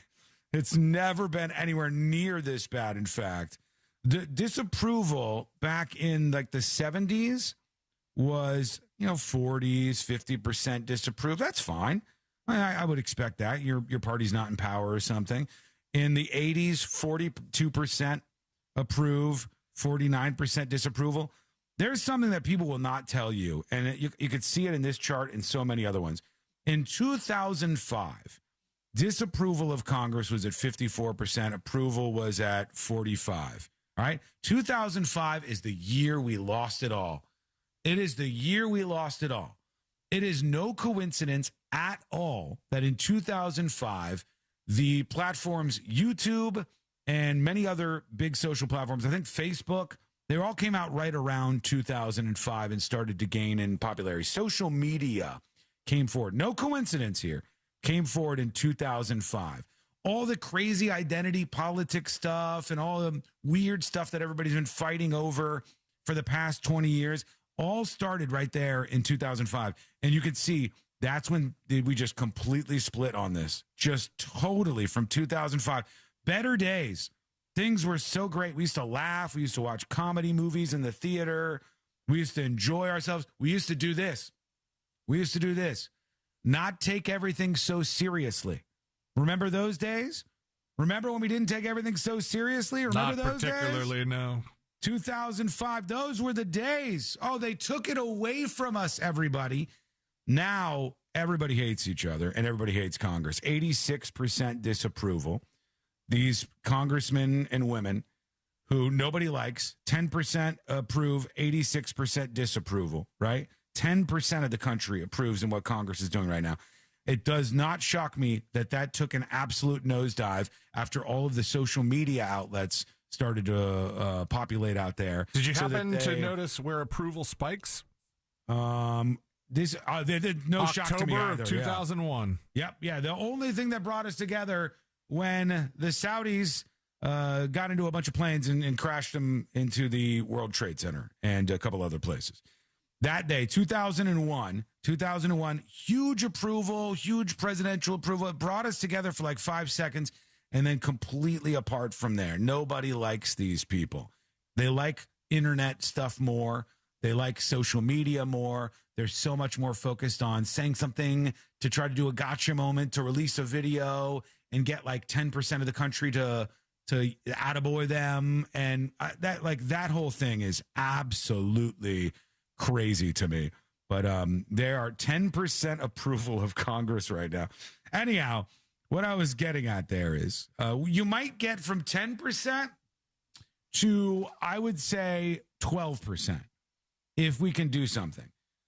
Let's do an upgrade. It's time. It's time. I want somebody to donate this because it's the United States government and we shouldn't have to pay taxpayer dollars for it.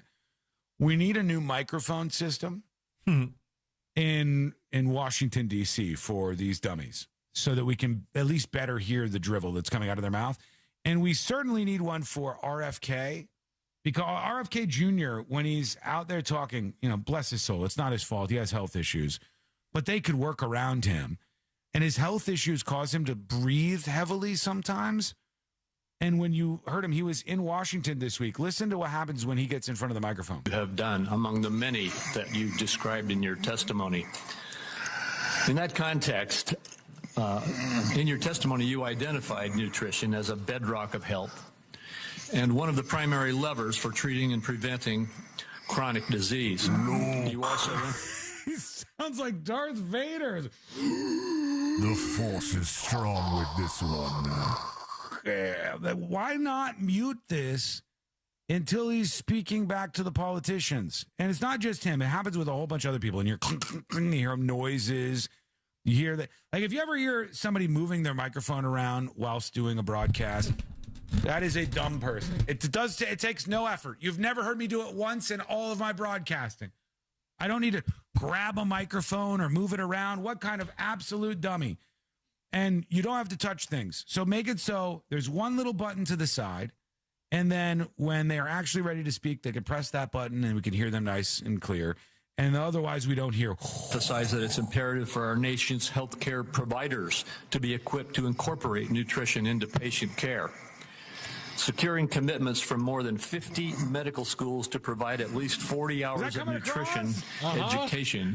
You hear what's going on. I think we need a bit of an upgrade there. I think there is a bit of an issue. Somebody says, sounds like an old pug trying to walk up steps, which is a fair point.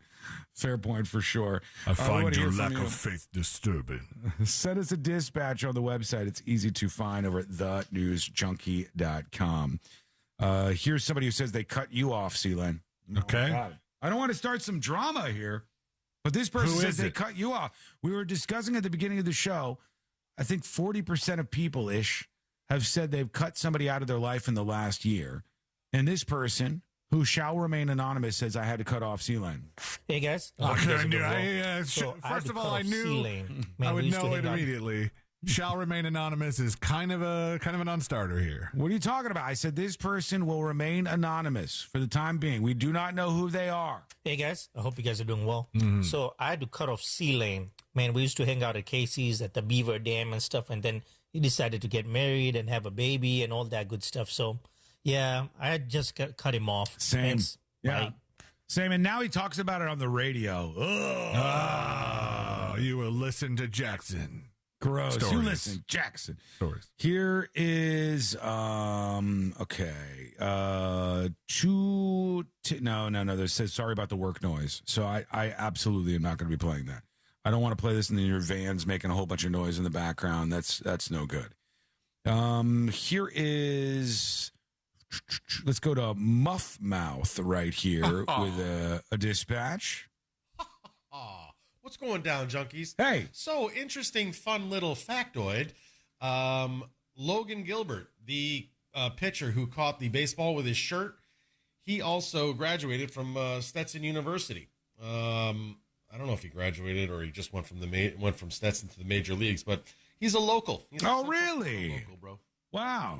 I mean, that's just so freak. We started the show with this clip. That's what he's talking about, folks. The clip had a pitcher, and the ball, when it was hit at him, disappeared. The ball completely disappeared. And the pitcher took a second and realized the ball had gone into his shirt. It went into his shirt hole, and it was inside his jersey. And then we were struggling over whether or not that was an out or not. And it was ruled a hit.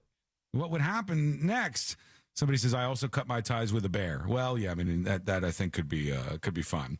All right, we're going to take a quick break here. When we come back, we'll be getting geared up before you know it for Fritz on the Street, the greatest game in all of radio. We'll see what happens. You can play along with us. I also want to talk about the big controversy that's brewing out there today. We have to talk about what was happening with the New York Times that everybody's arguing about online. We got a lot of things to get to, updates on Sloth World and a whole bunch more. It's all coming up next on the News Junkie. Coming up tonight on Real Radio at 7, it's a corporate time with Tom and Dan. Brought to you by MyEternalVitality.com and Modern Plumbing Industries. At 9 p.m., it's Real Laughs with comedians James McGill and Ken. And Real Music starts tonight at 10 on Real Radio. Hello. Well, behind the scenes of the show.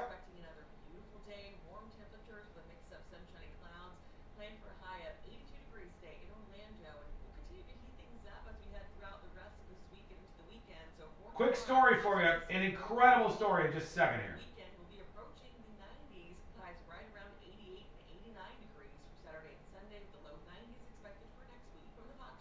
Did I get everybody who gifted subs? I think I did, right? This report Just make sure. sponsored by Lowe's. Okay. Has the brand's post-stress Stand by. job done.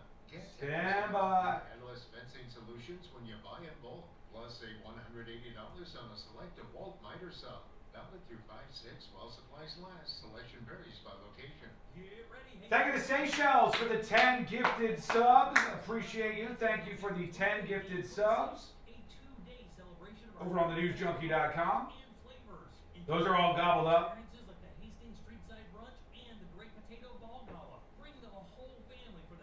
Put Seychelles on the board.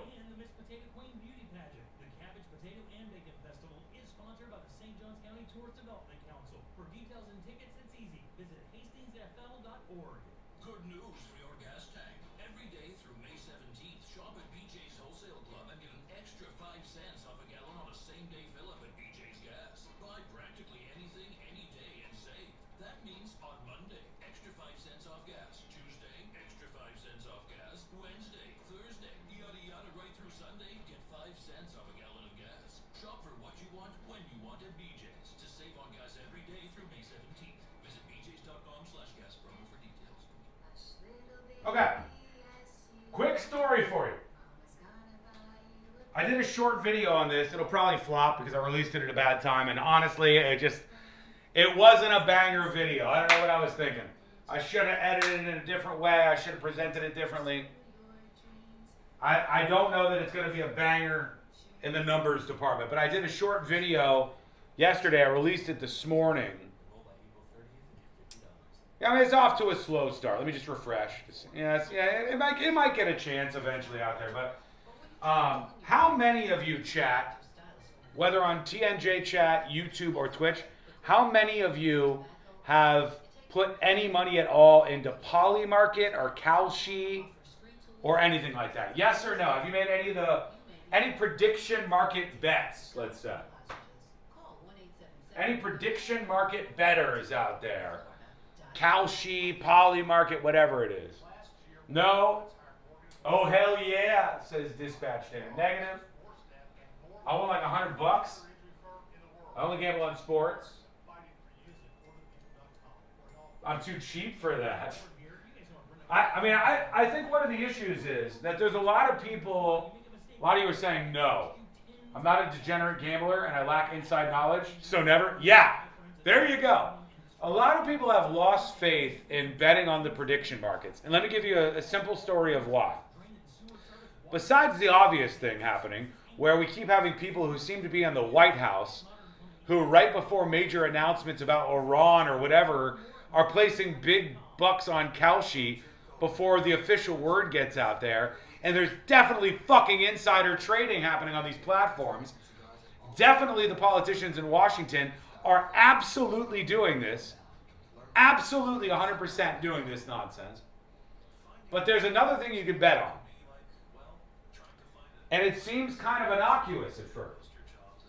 You can bet on the weather. And there's somebody who just won $45,000, right around that, $45,000 betting on the weather. So what they did was they went to the weather betting for Paris.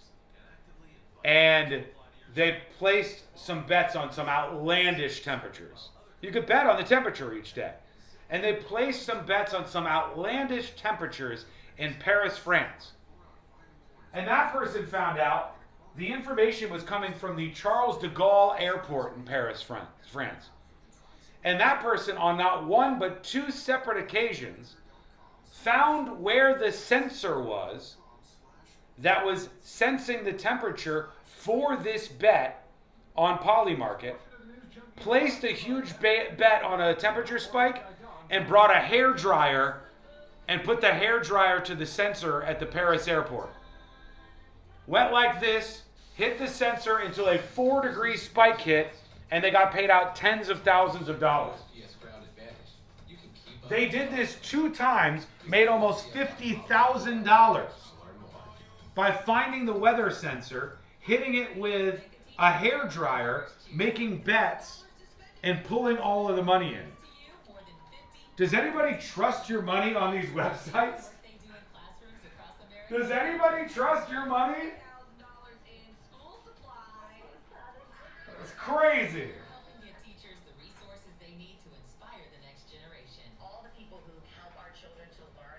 Oh, we're coming back right now.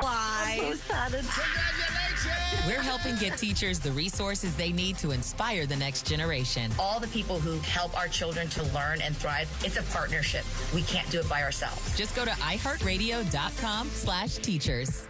Real Radio is on Instagram at Real Radio 1041. Sponsored by the law offices of Anajar and Levine Accident Attorneys. Call the law offices of Anajar and Levine at 1-800-747-FREE. That's 1-800-747-3733. Radio. Real Radio. 104.1. On the bright side, we're not dead yet. You're listening to the news.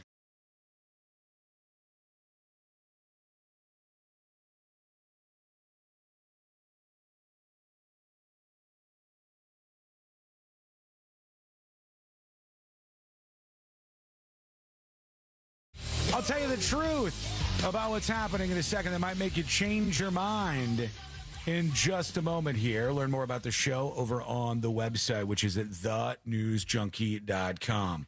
I did a short video on this.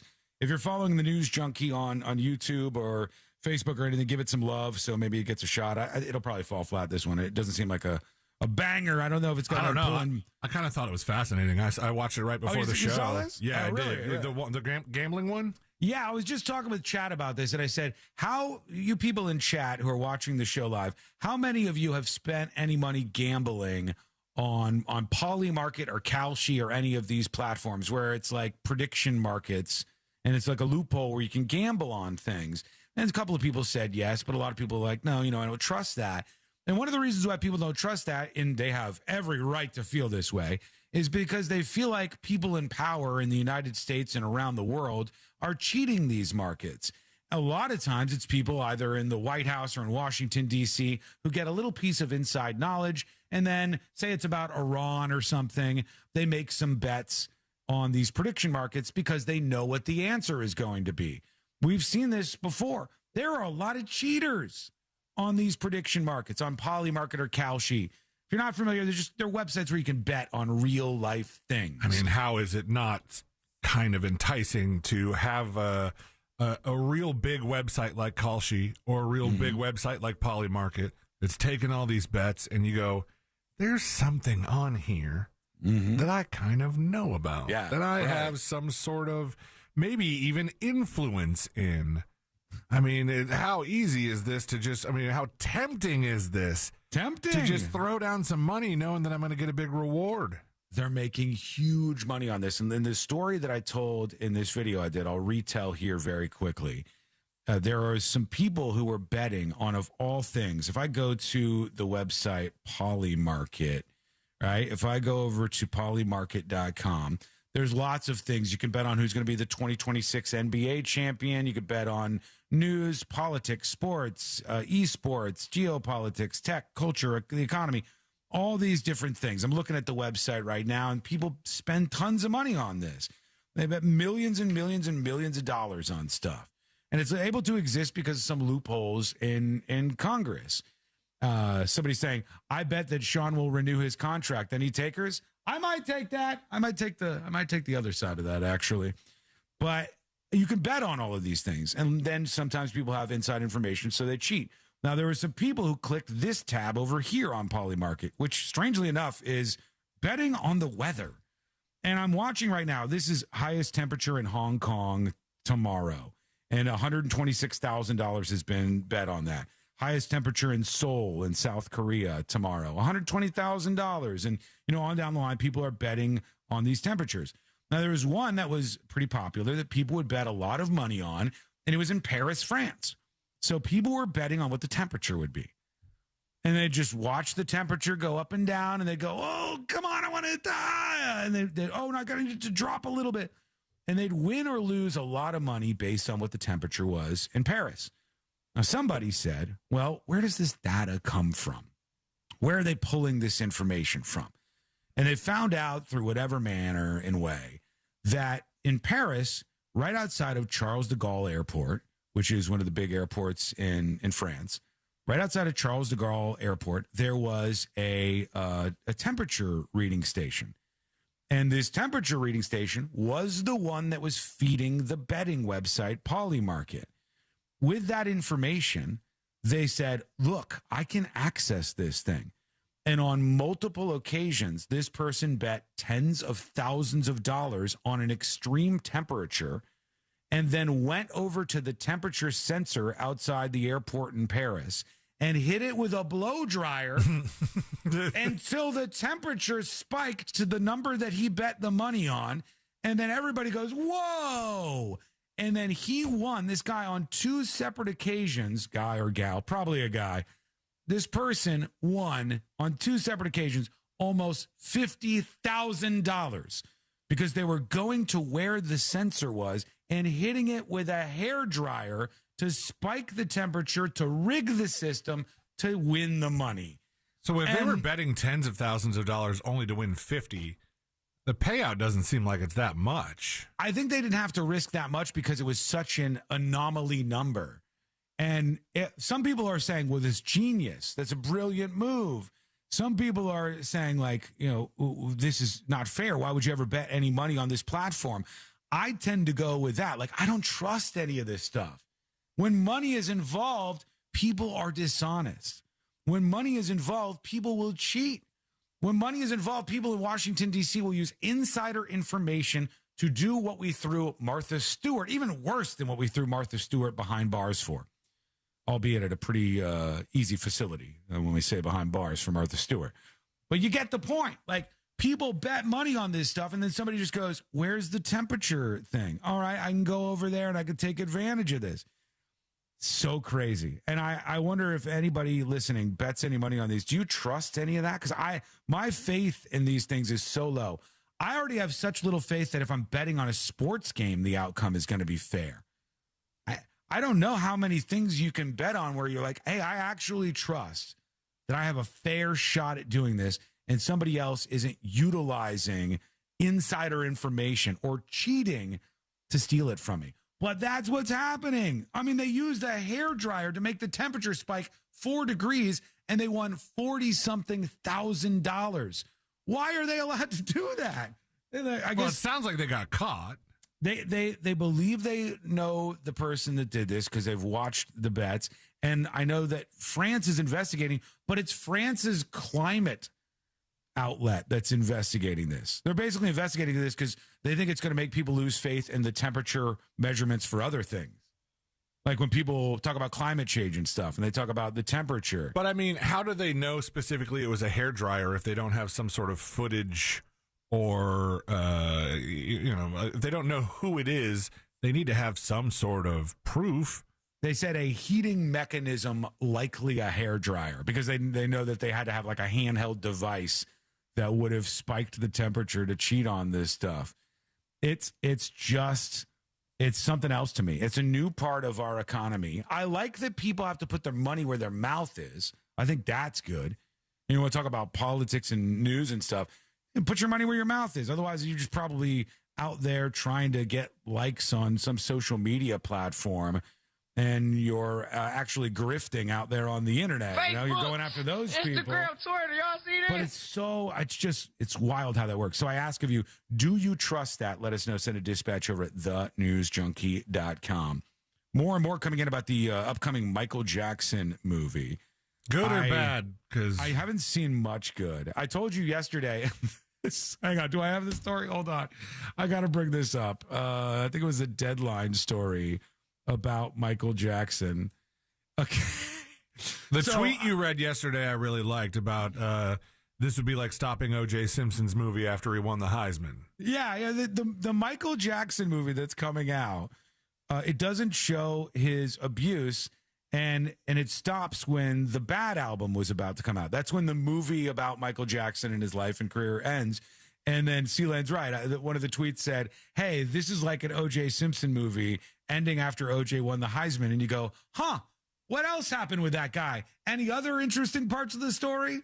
Or this is like an Epstein movie where you're like, and then he was a really successful financier. You go, well, anything else that happened after he bought that island? Wait, hold on. You said he had a plane. What happened with the plane and the island? And you're like, no. Don't worry. The headline is so hilarious to me. This is real. This is from Deadline. It says, Michael stars. That's the name of the movie about Michael Jackson that's coming out.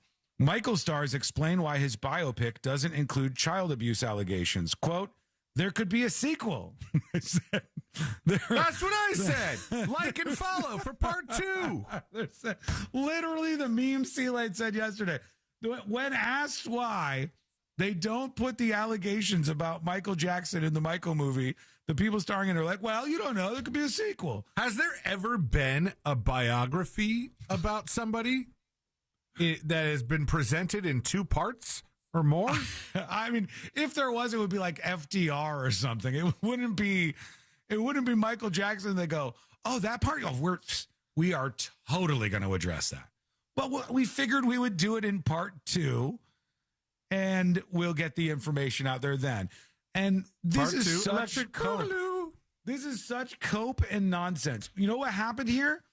They decided to do, and never be shocked when this is the case, they decided to do a movie with the Michael Jackson estate's approval needed for anything done to the film. And his own nephew playing him. Yes, the family was directly involved. Because why? Because they wanted those songs. They wanted Billie Jean. They wanted Smooth Criminal. They wanted the songs in the movie. But also, didn't the family or the producers on the family's order spend a lot of money on reshoots to kind of, stop at that moment? Yes. Yeah, that's what led them to cutting all the scenes that made it end when the Bad album comes out. And they go, Michael Jackson was a troubled kid with many problems. Yeah. And then he learned to do a thing he called the moonwalk. He sang a couple of great songs and was a big star.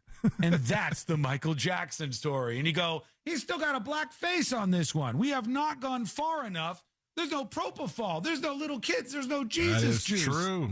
There's not. What's going on here? And I just love the cope in that. They said, hold on. This is from the Deadline story. As Michael Jackson fans flock to the theaters to see the biopic about the King of Pop, many are questioning how the film avoids his child sexual abuse allegations against the artist. Michael stars Coleman Domingo and Nia Long, who play his parents Joe and Catherine Jackson, recently explained why the movie doesn't dive into the accusations that started in 1993. The film takes place from the 60s to 1988, so it does not go into the first allegations. So basically, we centered it on the makings of Michael. and it's an intimate portrait of who he is. They said there's a possibility of there being a part 2 that may deal with some other things that happen afterwards. Yeah, who isn't going to show up for part 2? The part where Michael Jackson diddles the kids and gives them wine. It'll sell all kinds of tickets at the box office. His parents will, and his estate will undoubtedly approve the use of the songs for that one, right? This would be like the Freddie Mercury movie, Bohemian Rhapsody. And the movie ends with Freddie Mercury walking into the doctor's office and be like, I'm famous and everything's great. And the doc's like, I've got some news. That's the post-credit scene. This is the post-credit scene. Are you kidding me? Like, this is insane to me. So I ask of you again, anybody planning on watching this?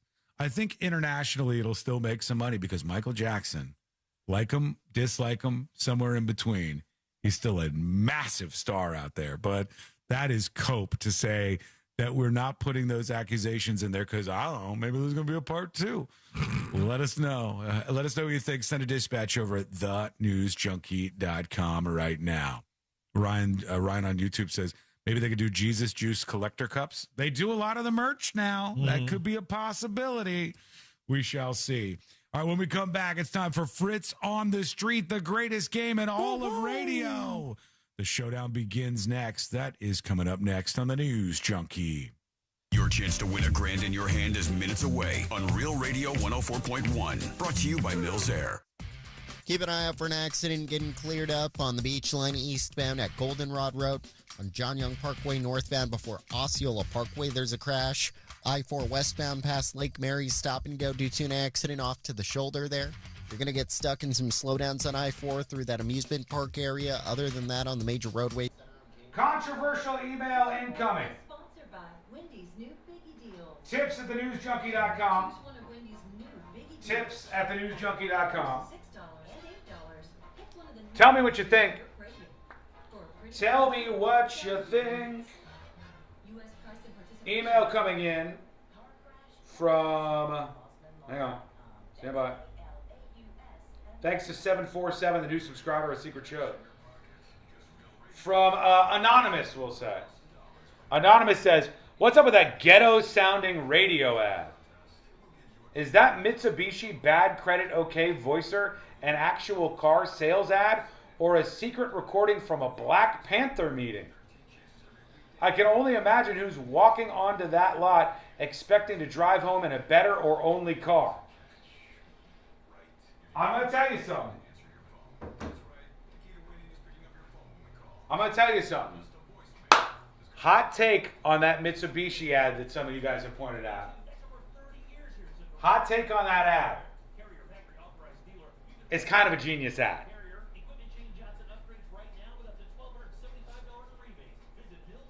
As a broadcaster, you strive for an ad that stands out, that has a different tone, that gets people's attention. Do I think it might drive in an audience that's not the best for a car dealer? Sometimes, because they're like, it doesn't matter if you just got out of jail. It doesn't matter if your credit score is 4. It doesn't matter if you've been repoed 9 times. Like, you might get some people who are like, well, I have been repoed 9 times. But other than that, my hot take is I think it's actually secretly a genius ad. I think it's secretly a genius ad.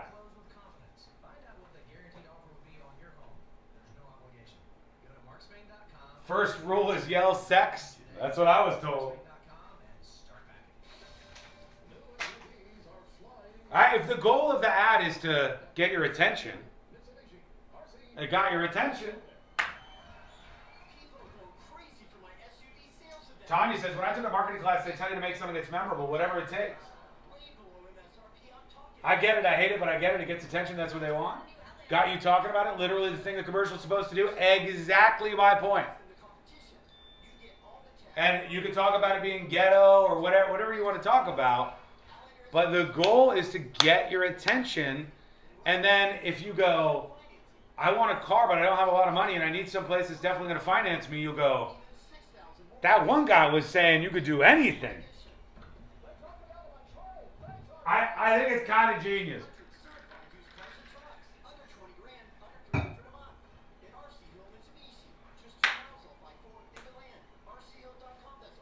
I missed the Yippee-Ki-Yo-Ki-Yay guy. Yippee-Ki-Yo-Ki-Yay? Yeah.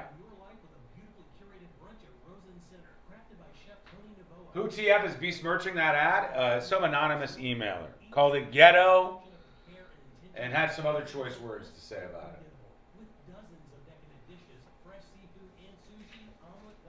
Now, to be fair, I think the emailer was black. Not that that matters all that much, but maybe it'll change your mind. But I hear those commercials all the time. And the only thing that I think is the commercial catching my attention? Right? That's number one. Number two, 2 or 3 minutes after the commercial has aired, do I still remember what the commercial was about? If I can answer yes to those questions, successful ad. Successful ad. Fritz has arrived. Fritz is plugging into the grid. Getting set up. Was it Sean's only black friend? It's none of your business. You don't know how many black friends I have or don't have. I don't seek out friends of any color. I seek out friends of all of the colors. I'm like Ace Ventura when he goes into his apartment and all the animals come to him. That's how I am with my friends. Not very many arrive, unfortunately. But I want to be like Ace Ventura where I go, come to me, my feathered friends. And then all my friends, and they're like black friends and white friends, a couple Mexicans, a couple Chinese people, maybe like an Alaskan or like a not a Canadian, maybe an Australian, like a bunch of them.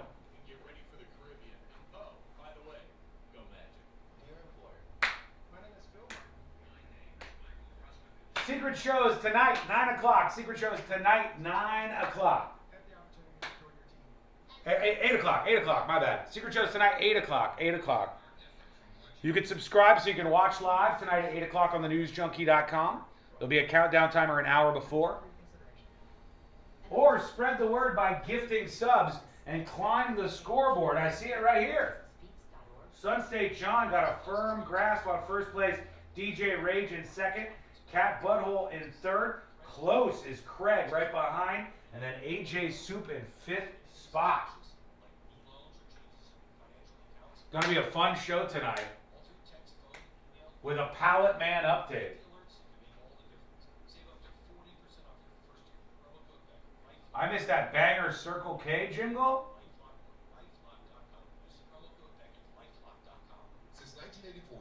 Good old Crocodile Sean D. That's kind of catchy. Kind of catchy. A deal you may never see again. So there's no pressure with them, no gimmicks, just expert guidance. And for a limited time, Solar Source will honor any free 2020 solar electric quote while supplies last. Join over 75,000 homeowners who've already made the switch. All right, here we go. Solarsource.com/monsters to get your quote today. Facing an injury is tough. Coming back. Supplies last. Join over 75,000 homeowners who've already made the switch. Join solarsource.com/monsters to get your quote today. Facing an injury is tough, but choosing the right attorney shouldn't be. I'm Mo DeWitt, your Orlando injury attorney. With my zero-fee guarantee, you won't pay a single dime unless we get you money for your injuries. No hidden costs, no upfront fees, just dedicated, hardworking lawyers when you need them the most. Why wait? If you're injured on the go, visit justcallmo.com or give us a call at 1-800-CALL-MO. It's that easy. Do you have AC needs? Turn to the experts at Carrier. Go to millsair.com. Coming to you live from the JustCallMo.com studios. Injured on the go? Just call Mo. Need help after an accident? Visit JustCallMo.com or dial 1-800-CALL-MO. This is WTKS-FM HD1 Cocoa Beach, Orlando. An iHeart radio station. Guaranteed human. Real Radio has your chance to win $1,000. Just enter this nationwide keyword on our website, media, MEDIA. media. Enter it now on our website at realradio.fm. And don't forget to answer your phone if you get the call. Good luck.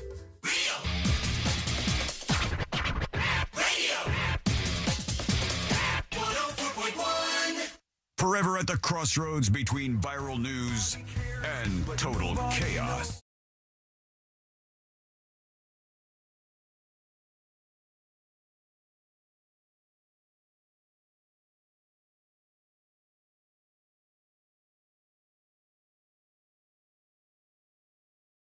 And all of radio, and you can play along. That's coming up in just a moment here on the show. You can also learn more about what happens around here. Subscribe to the podcast just in case you miss anything out there. And that is available at thenewsjunkie.com. Fritz on the street coming up in just a matter of seconds here on the show. I see Fritz there in the studio. He's looking fantastic today. Hello, Fritz. There he is. There's Mr. Fritz. He's hanging out with us. And he has gone around and talked to some possibly inebriated people. We don't know how drunk yet, but we will find out. We don't know what they said, but we will find out, and we're all going to play along together. Sealand, are we ready to go on this? I was. Fritz, are you battling me on profiles here? Yeah, because I was going to play the jingle. Oh, well, he's then going to go. you can do it then. Okay, Perfect. and then I will switch over. All right. All right, here we go. Let's do Fritz on the streets. Is that you? No, you play the jingle. You said you would do it and then switch over. I mean, I meant the Who's Home on Loans first? radio jingle. I was wondering this. I was like, is he talking about the Home Loans radio song that everybody sings along to? Or Here we go. Now it's you. Go ahead. All right, let me hit the thing. There's a little growing pains here, but it's official. Fritz on the street. Hello, Sean. Hello, C-Lane. And hello, that mortgage guy, Don. What? Yeah, there he is. Hey. Hello. Fritz on the Street, sponsored by That Mortgage Guy, Don. He's right here. You can hear us every Saturday, 9 o'clock to 10:30 a.m. right here on Real Radio 104.1. We talk about everything you need to know about buying a house, refinancing, selling, you name it. We talk about it. You can go to thatmortgageguyDon.com. You can also follow him on Instagram at thatmortgageguyDon. And then the jingle plays here. We'll figure it out. Don't miss the book. It's weird singing it to the guy who recorded it. It's a little intimidating. In first place on Fritz on the Street with 97 points, we have Mr. Christopher Lane. All right.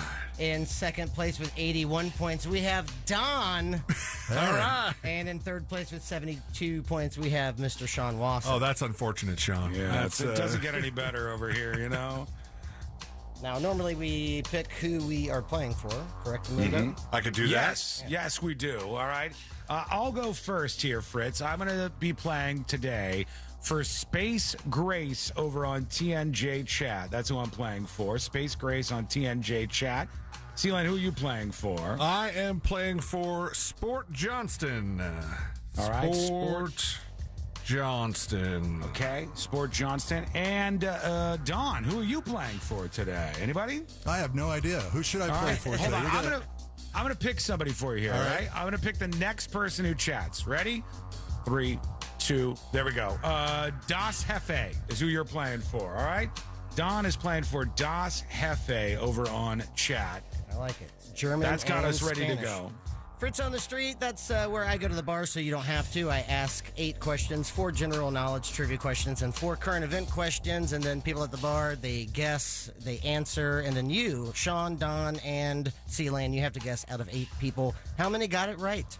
All right, you guys have a sporting chance today because I am doing a bunch of different things. Sealand's got levels and mixers. And This is all going to be different next week. All right, you're good. You're good right All there. right, let's go. Is everyone in? We're ready. All right, without further ado, question number 1. Recently, which golfer won the Masters tournament? Don. Rory McIlroy. That is correct. It's Don, not gonna look be at great. Don. This is not going to be great. Don's coming in hot. He's jumping right into it here. Don, out of 8 answers, how many do you think said Rory McIlroy? Let's go 6. 6. All right. I'll do. That was pretty big. People are into that master stuff. So I'm going to say 4. 4 for Sean.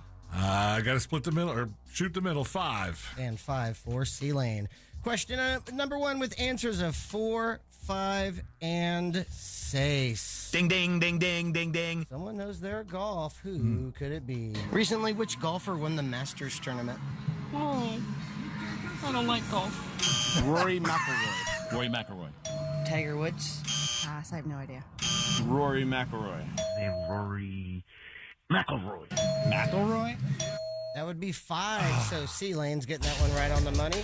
Picking up 2 points. Sean and Don with your guess of 4 and 6, each picking up 1 point. All right. Move on to question number 2.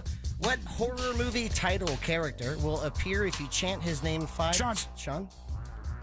Ooh, is it Beetlejuice? That is incorrect. Can you keep asking the question? What horror movie title character will appear if you chant his name 5 times in a mirror? 5 times. I heard 5 and I was like, no, Beetlejuice is wrong. I don't know. I don't know either. So that's a pass. On that. Candyman? Is it Candyman? It is Candyman. Son of a... Don, you got question 1 right. We will start with you. Out of 8 answers, how many do you think said Candyman? Let's go. No, go ahead. It's you. It's me. Okay, let's go 3. 3. I'll do... I think people know this. I'm going to go higher. I'm going to go 5. I'm going to go 4. And 4 for C-Lane. Question 2 with answers of 3, 4, and 5. Ding, ding, ding, ding, ding, ding. Someone knows their Candyman. What horror movie title character will appear if you chant his name 5 times in a mirror? Candyman? Freddy Krueger? Candyman. Oh, I don't know. Babadook? Candyman. Candyman. Was that Freddy Krueger? That would be 4. So C-Lane is picking up 2 points. And Don and Sean with your guess of 3 and 5, each picking up 1 point each. I like the Don and Sean rhymes. Yeah, it confused me last time. I was like, Question 3 comes after question 2, and it goes like this. 7 months after a 14-year-old was found dead in his vehicle, which singer... C-Lane. David. David is correct. Damn it. Full question, which singer was arrested on Saturday? C-Lane, out of 8 answers, how many do you think said David? It's like an idiot. Yeah, D4VD. I'm going to say 5. 5. I'll say 3. 3 for Sean. I'm going to go in the middle. Let's do 4. And 4 for It's Don. worked out for me the past 2, Don. Question 3 with answers of 3, 4, and 5. Ding, ding, ding, ding, ding, ding. Oh, who knows? Their singer. 7 months after a 14-year-old was found dead in his vehicle, which singer was arrested on Saturday? D4AD. David? Is that how you say his name? David. Youngblood? That stupid D4 VID guy. David. I don't know. Pass. That would be 5. So C-Lane's hitting a 3-pointer on that one. And Don with a guess of 4, picking up 1 point. Now, question 4 is upcoming. That's the halfway point on Fritz on the Street. After question 4, I'll tell you so far who is winning on the day. Question 4 goes thusly. It's about gum. Which mint was the first to be used as a gum flavoring by the Wrigley Company? Don. Spearmint. Spearmint is correct. All right. Don, out of 8 answers, how many do you think said spearmint? Let's go 5. 5.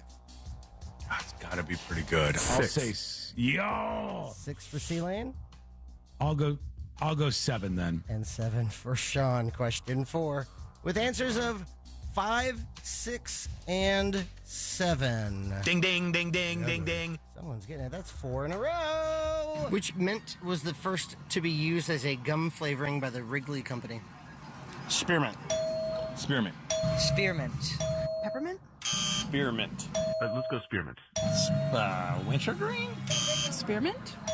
That would be 6. Oh, my gosh. So C-Lane is picking up 2 points. That's 4 in a row for you, picking up 2 at least. And Don and Sean with your guesses of 5 and 7, each picking up 1 point. That means 4 down with 4 remaining in first place with 9 points. C-Lane / Sport Johnston. In second place with 6 points, Don / Das Jefe. And in third place with 3 points, Sean / Space Grace. Familiar place to be. Last place, still. Doesn't matter what happens around here. We go last place. We got 9, 6, and 3. Question 5 now up on the table. Over the weekend, 8 children were killed in a shooting in which U.S. state? C-Lane. C-Lane. New York. That is incorrect. Sean. Don. Louisiana. Louisiana is correct. Louisiana. By the way, that is just a horrific story. Yeah. My gosh. There was so many people on, I think it was on Monday, that were like, Sean, you going to talk about the story? You going to talk about the story? And I'm like, it's so bad that I didn't even want to really bring it up. It was just horrific that something like that could happen. But I did get some coverage. So Yeah. Very, very sad. Don, out of 8 answers, how many do you think said Louisiana? Shreveport. Let's go 4. 4. 5. 5 for Sean.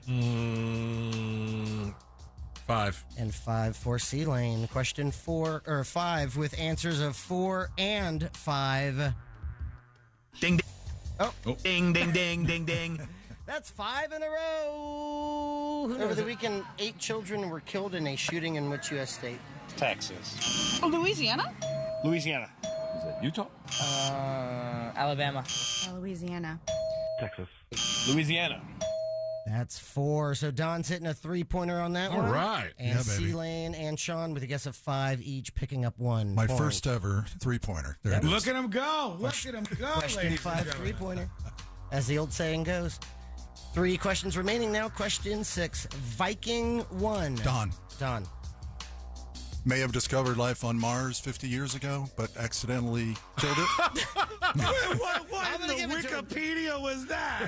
I'm going to give it to him. The question was, Viking 1 was the first spacecraft to successfully land on which planet? He said Mars. That's correct. What a strategy Don comes in with. He's got his own strategy. All I need to do is hear one keyword in the question, and I go, the strawberry was first invented by farmers in 1642 and then commonly spread across the... Yeah, 17th century. Yeah, Sean's picking that one up.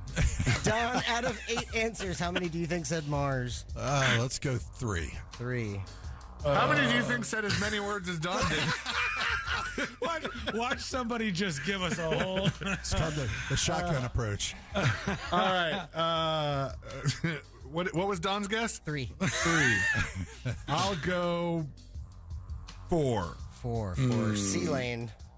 I'll say 2. And 2 for Sean. Question 6 with answers of 2, 3, and 4. Viking 1 was the first spacecraft to successfully land on which planet? Mars. Mars? Saturn. Mars? Saturn. Yeah, I think it's Mars. Mars. Mars. Mars. That would be 7. Well. Nope. Jesus, man. No points awarded on that one. And the streak officially ends. 2 questions now remaining. Question 7. After publishing a story detailing his alleged alcoholism, Kash Patel sued which... Don. The Atlantic. The Atlantic is correct. Damn it. Don now takes the lead by 1 point. Kash Patel sued which American magazine? Rounds that one out. Don, out of 8 answers, how many do you think said the Atlantic? 5. 5. It's gonna be a tough one to win. Didn't he get hammered for the Olympic stuff? Yeah. Wasn't the sure. FBI guy like pounding drinks during the Olympic I stuff? say 3. 3 for C-Lane. He was chain smoking beers, basically. Is that a thing? I've done that. I'm a beer chain smoker. I'm gonna say 4. And 4 for Sean. Question 7 with answers of 3, 4, and 5. Ding, ding, ding, ding, ding, ding. Someone's getting it. Right back. After publishing a story detailing his alleged alcoholism, Kash Patel sued which American magazine? Was it the Atlantic? Pass. The Atlantic? The Atlantic. New York Times? The Atlantic. Atlantic. Very fair. That would be 5. So Don's hitting another 3-pointer. Yeah, baby. Jesus! And Sean, with a guess of 4, picking up 1 point. We have 1 question remaining now. But before we do, let's take a look at the leaderboard. In first place with 13 points, Don/Das Hefe. My gosh. In second place with 10 points, C-Lane/Sport Johnston. And in third place with 5 points, Sean/Space Grace. Is 13? Is 13 good? Oh yeah. In this case, yeah. Definitely. I mean, I've never gotten there, but yeah, I hear it's an impressive number. Don's like the kid of the arcade. I scored. Did I break it? Yeah. Is that impressive? Oh, hamburgers. Question 8 now. Last one. What is the capital of New Hampshire? C-Lane. C-Lane. Franklin. It might be Frank. It might be Frank. No, I don't know. Franklin's incorrect. New Hampshire. Don. Hampshire. Don. Frankfurt. That is incorrect. That sounded right. Sean. Sean. The answer to this question. New Hampshire. No idea. I don't know, Fritz. I've had. Is it Concord? It is Concord. Yeah. Oh. Don, you got question 7 right. We will start with you out of 8 answers. What is the capital of New Hampshire? How many said Concord? Oof. I mean, unless you're from there. Let's say 2. 2. 1. 1 for C-Lane. I got to go another direction here. I'm going to go 5. And 5 for Sean. Question 8. Certainly a direction to go. Stupid move. Question 8 with answers of 1, 2, and 5. What is the capital of New Hampshire? Concord. Concord. It's west something. Is it Lebanon? I don't know. Concord. Yeah, Concord. It's a trick question. There are no towns. Sure. I can't think of one damn city. New Hampshire City. I can't even name a city in New Hampshire. That would be 3. So Don, with your guess of 2, picking up 1 point, and that rounds out Fritz on the Street in first place with 14 points. Congratulations to Don and Das Hefe. My gosh, In second- almost a record. In second place, yep, almost a record. In second place with 10 points, C-Lane / Sport Johnston, and in third place with 5 points, Sean / Space Grace. That means in first place, and still leading on Fritz on the Street with 107 points, Christopher Lane. In second place with 95 points, 12 points away, Don, that mortgage guy, Don. And in third place with 77 points, Sean Wasson. And that is Fritz on the Street. Thank you, Fritz. There you go. Just so I know next time, what is the record? The record is, let's see. 15 or 16? 18. Is it 18? All right. And that was set by Josh Fowler I'll work on it. in 2024. Yeah, I mean, you're going to have to refine the whole Wikipedia dump of the answering, but Sean, if you guys were tied, I would. I like that I'm throwing a flag on a field for one thing when I got stomped by I would hear 14 your objection. points. Would hear your objection if you guys were tied. Alas, we are not. Alas, we are not tied. All right, I know Fritz has got to get out of here. Fritz, we love you. We appreciate you. Love you Make guys. sure you're playing every single time Fritz does Fritz's Funhouse Trivia. I want you to be there. You can find all of his social media platforms to follow along. Follow great people in radio so you can stay with them no matter what. That's what I've been telling you. You could do that over on the newsjunkie.com/share. Fritz, we appreciate you. Thank you, guys. Love you. And Don, you want to hang out for? Do you have time? Can you hang out for a bit? Yeah, I got a few minutes. Okay, let's have Don hang out for the next segment. All if right, we can. sounds good. All right, quick break. When we come back, we'll get into some of your feedback. A lot of people are reacting to some of the stories we've brought up today so far. I got to get into this controversial thing from the New York Times that we'll hit on, and a whole lot more. And that is coming up next on the News Junkie. Real Radio is the Jim Colbert Show. He is always on TikTok. It is. Listen, I have shunned most of all of my other social. I am a TikTok guy. The Jim Colbert Show, weekdays at 3 on Real Radio 104.1. From the Clausman Law Traffic Center, car crash, call Clausman Law. ClausmanLaw.com. Hello, welcome to the show. There is the weirdest thing. There's one piece of junk camera back at the studio, and that camera causes the feed to freeze all the time, so I need to send in a new webcam to the studio so we don't have that happen anymore. It's like some bargain basement webcam, and it's not sending out enough frames, and then the system doesn't know what to do with it, so it freezes. And I have to restart it. Oh, God. All right, we're back in a couple of minutes.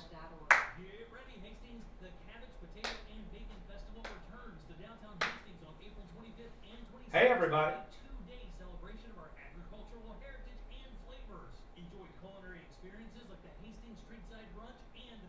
What am I looking at, Big Digits? What is that? Chicken wings?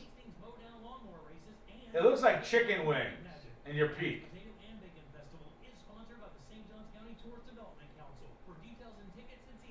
Seychelles, let me be real with you. You are being an obnoxious human being, okay? There's a couple of the magnets that they didn't make all leather, and they peel. I don't know which ones you ended up getting, but you are repeatedly obnoxious with interactions on stuff. I need you to just kind of take it down one notch. One notch, okay? One. If you don't mind. So from notch 15 to notch 14, we'll be good. We'll be good. We'll be locked in. I'm not purposely ignoring your gifted subs or your dispatches or anything. I don't have a mortgage anymore, but I still like the Saturday show with Don and Fritz and the other lady. Nice chemistry. Oh, good. You probably got the Pinewood Derby magnet. That wasn't rainproof. There was a couple of them where they without telling me, which is it's kind of screwy since I've bought 53,000 magnets from them. They changed the machines, and they didn't think it would be a big deal because they didn't understand that they were being put on some people's cars, at least. And I had to tell them, please use the other machine. We paid more money for it. So that was something that the printer did for a couple of them. Moon magnet, yeah, there's a couple of them.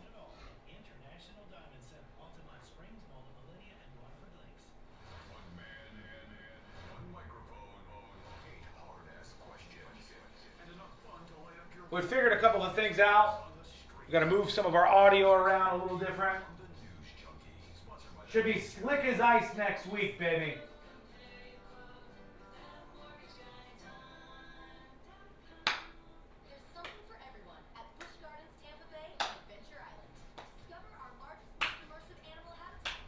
I refinanced with Don and his people were awesome. My interest rate's 2.25%. Damn, you got a 2.25? Good for you, Austin. Damn it, man. I think I have like a 3.8 or something, somewhere around there.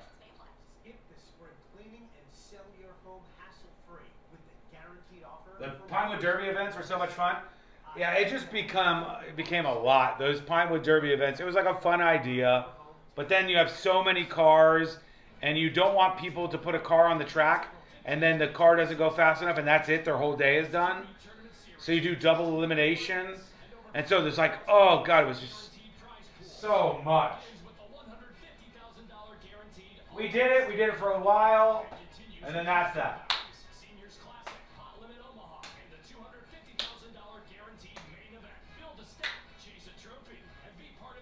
Still doing the magnets for those going to other cities, Sean? Yes, I have to get back to that. It's been a little crazy.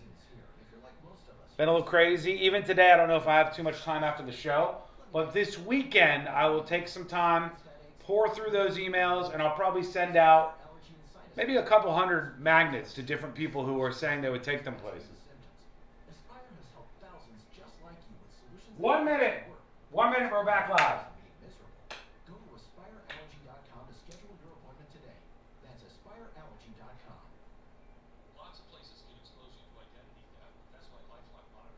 Seychelles loves him some Samsung, man. He loves Samsung. Loves that Samsung.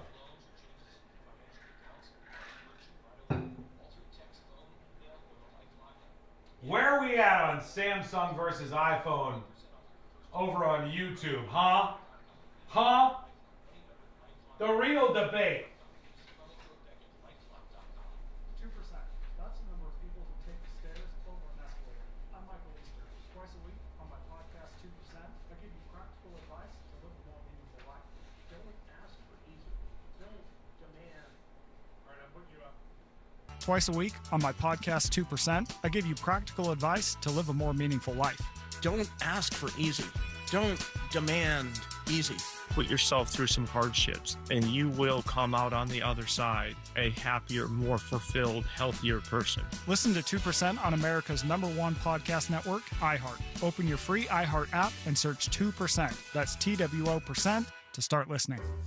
Real Radio has your chance to win $1,000. Just enter this nationwide keyword on our website, media, MEDIA, media. Enter it now on our website at realradio.fm. And don't forget to answer your phone if you get the call. Good luck.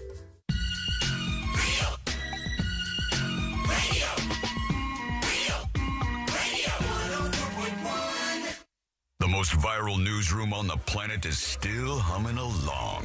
This is the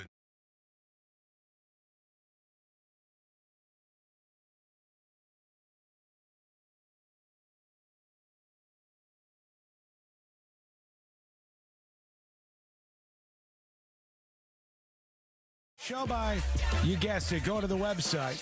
Check out the chat room while you're over there. It's chat.thenewsjunkie.com. It's C-H-A-T, chat, C-H-A-T.thenewsjunkie.com. Our friend Dawn is with us, hanging out today. Dawn, I saw moments ago somebody in chat and just kind of flexing on me. Austin is his name. I don't know if you know him by that or not. But I guess he went through you and got his interest rate, and he's flexing a 2.25 over there. Wow. He's flexing a 2.25 right now. That's the way to do it. I said, I don't even know how you got a hold of that, Austin. I don't even know how you can figure out a 2.25. But anyways, we've got our friend Don hanging out with us today. Don, you may hear him on the weekends here on this station, as a matter of fact, doing his show. There's a bunch of people checking in saying they listen to the show all the time on the weekend. I listen running my errands, and that's where I learned that I'm not allowed to burn down my own house because I still have a mortgage. I did not know that it was not within my rights that if I own my property outright that I could do whatever I want and burn my house down. But since I have a mortgage, the bank frowns upon those types of acts. That adds up. Yeah. That's one of the many PSAs that you can hear on Saturday mornings, telling you what not to do, like don't burn down your house. I'll tell you, somebody said it, and I know this sounds like an insult, but it's not. All right, this is not an insult. Somebody said, I don't have a mortgage, and I don't really care that much about mortgages, but I listen every week because it's actually a really good show. Look at that, see? That's like the best, that's the highest praise I think you could say to somebody. That'd be like somebody listening to this show and be like, I hate the news. I don't have a news. I don't know much about newses, but, I guess it's a good show. I think that's probably the most common comment that we get is, people text in and say that on Saturday. I got Fritz there. I got MJ. It's a great show. We have a good time. We're all funny people, and it's fun to do. Yeah. People seem to love it. That's fantastic. Don is going to be hanging out with us to do Fritz on the Street, and we've also got different ways to connect with him, which would be interesting. You got your own studio, huh? You just built up a studio. Is it in your office or your house? It's in my house, but it wasn't really optional. When COVID happened, iHeart said you can't come in here anymore, so I had to do a studio at home. Oh, true. Yeah, COVID really banked on a lot of these microphone manufacturers and mixer people and all kinds of stuff. Yeah, there was a point in time there. Obviously, the moment that happened is when I started broadcasting from here. We started doing the whole show from here. And it was hard to get equipment right in that moment. It was hard to get video cameras and microphones and studio equipment because everybody was trying to do the same thing. And I think a lot of churches were trying to do that same thing. So they just started building up equipment. Did you build out like a whole studio at your place? Well, I've got two mixers. A mixer and a couple microphones. It's nothing crazy. It's just it's my guest room / studio. There you go. Yeah, that's when I started, and then I just kept building things. You had to get a bigger house to get a bigger studio because he had a guest room. There was an attached bathroom. It was the only studio I've ever done any work from that had its own attached bathroom. And I would always steal his cologne. Give me some credit for it because there was at that time with the attached bathroom because it was just a guest bedroom at a high-rise place, and I built the studio into the guest bedroom. I set up the guest bathroom like it was a bathroom at like a restaurant. Right. So it had one of those little mirrored trays. That's why I kept stealing his cologne because it looked like the kind of place where a bathroom attendant would be like, giving you a couple spritzes and handing you paper towels. It was all of that without the bathroom attendant. Did you leave a couple bucks? No. No, not a dime, Don. That guy? No. He didn't leave a dime. He's lucky if I bought a couple beers. Those guys always make me feel uncomfortable. Like I feel like I have to let them give me the towel and No, you use the handicap stall. Use the handicap stall that has its own sink. I like it. It doesn't matter. We still come out and they still do that thing where they look at the palm of their hand and they look at you and they look at the palm of their hand and you're like, God. Just give them $1 and take a pack of cigarettes and you're out of there. And I've done this, Don. I've walked out before where I was like, I don't have any cash, and the guy's like, I'll take Venmo. I'm like, what are you talking about, man? What am I supposed to do here? This is ridiculous. Technology, right? Yeah. So I started building up all that stuff, but back in the day when I had my first studio in the high-rise apartment downtown, I had no idea how to set any of this stuff up. I still don't. Actually, Austin, who got that really low rate through that mortgage guy, Don, is the one who builds my studio stuff out for me, and he's a whiz on all of this stuff. But the first studio that I built out, I was so dumb that I made the studio, the desk that I sat at was facing the wall. So like when we would do a show over there, like we do secret shows, and C-Lane would be, I think we might even had some shows we did where you were like behind me, right? Or did I switch that before? I think you switched it before. Yeah. The first way I said it was I was staring at the wall. You had a real dumb setup before, and then we kind of fixed that. The guest would be behind me, which, allows them to not have to see my face, but still, it's not an ideal situation for communication. Even this, we're able to see each other. I could see Don on the monitor here in front of me in the studio, but I didn't know you were into that stuff and had that whole setup going. It makes it so much easier, right? For sure. I mean, for about 2 years, we came in here, every Saturday morning, but at first I wasn't too hot about it, but now I wouldn't change it for the world. Yeah, it's fun. You have fun doing it. You like radio? Oh, I love it. Yeah, and you crawl out. Both Sean and Don prefer to not be here. Yes, right. Why would I want to be there? Have you heard how loud the air conditioner is at that place? Jesus. I got to get out of bed by 8:55 for the 9 a.m. show now, so it works out. Yeah. That's the way to go right there. You could do it in your underwear if you want. I don't know. Are you guys doing video? Do you stream video? Not so far. I mean, no. I should. I really should. Everybody tells me I should. I just haven't done it yet. I've spent some time with you and your wife, and mostly we're usually someplace drinking, hanging out, having a good time together. But I'm excited to get to know you a little bit better on the show here. Did you grow up or at some point in your life, did you like listening to talk radio a lot? Have you been into talk radio? I'm literally, I know you hear it all the time, but I'm one of those people that's been in Orlando my whole life, and I've been listening to this station, since Party City days when Russ was on Saturdays, back in the day. Mm-hmm. Really? Way back. I've been listening to this station. What was you have a favorite show over the years? Anything that you really was like, this was the thing that you think about when you're doing your show on the weekends now? Well, of course, Jim Phillips, but everybody, that's everybody's role model, so to speak. But the one that always makes me laugh was the one back in the day. I don't even know if you ever heard of it. It was called Crying, Loving, and Leaving with what was that guy's name? I don't know. Crying, Loving, and Leaving. That's not the shortest title for a radio show I've ever heard. Welcome to Crying, Loving, and Leaving. What was Crying, Loving, and Leaving about? It was in the midday, and it was about what's going on in your life. It was about your sex life. It was about your boyfriend done you wrong. It was Crying, Loving, and Leaving. It was that was on this station. Yeah, I think it was a guy named Ed Hartley. Does that sound right? I can look it up. Let me see what this. There's an Ed guy that we had. That was Till. You're thinking of Till. Not Ed Till. It was before that. Crying, Loving, and Leaving in the midday with Ed Hartley. I see it. Ed Hartley, host of Crying, Loving, and Leaving. What year was that? It doesn't have years on it. It's got this was before they came up with years. This was prior to the invention of the year. Yeah, I think it was early 90s, probably. Oh, okay. Yeah. Oh, wow. All right. Wow. That guy's ears are either ringing or he is no longer with us. I am not sure. His big deal was people would call in and say it was their birthday, and he would play this big fanfare music, and it got super annoying. It was just like it was campy, unintentionally. Right.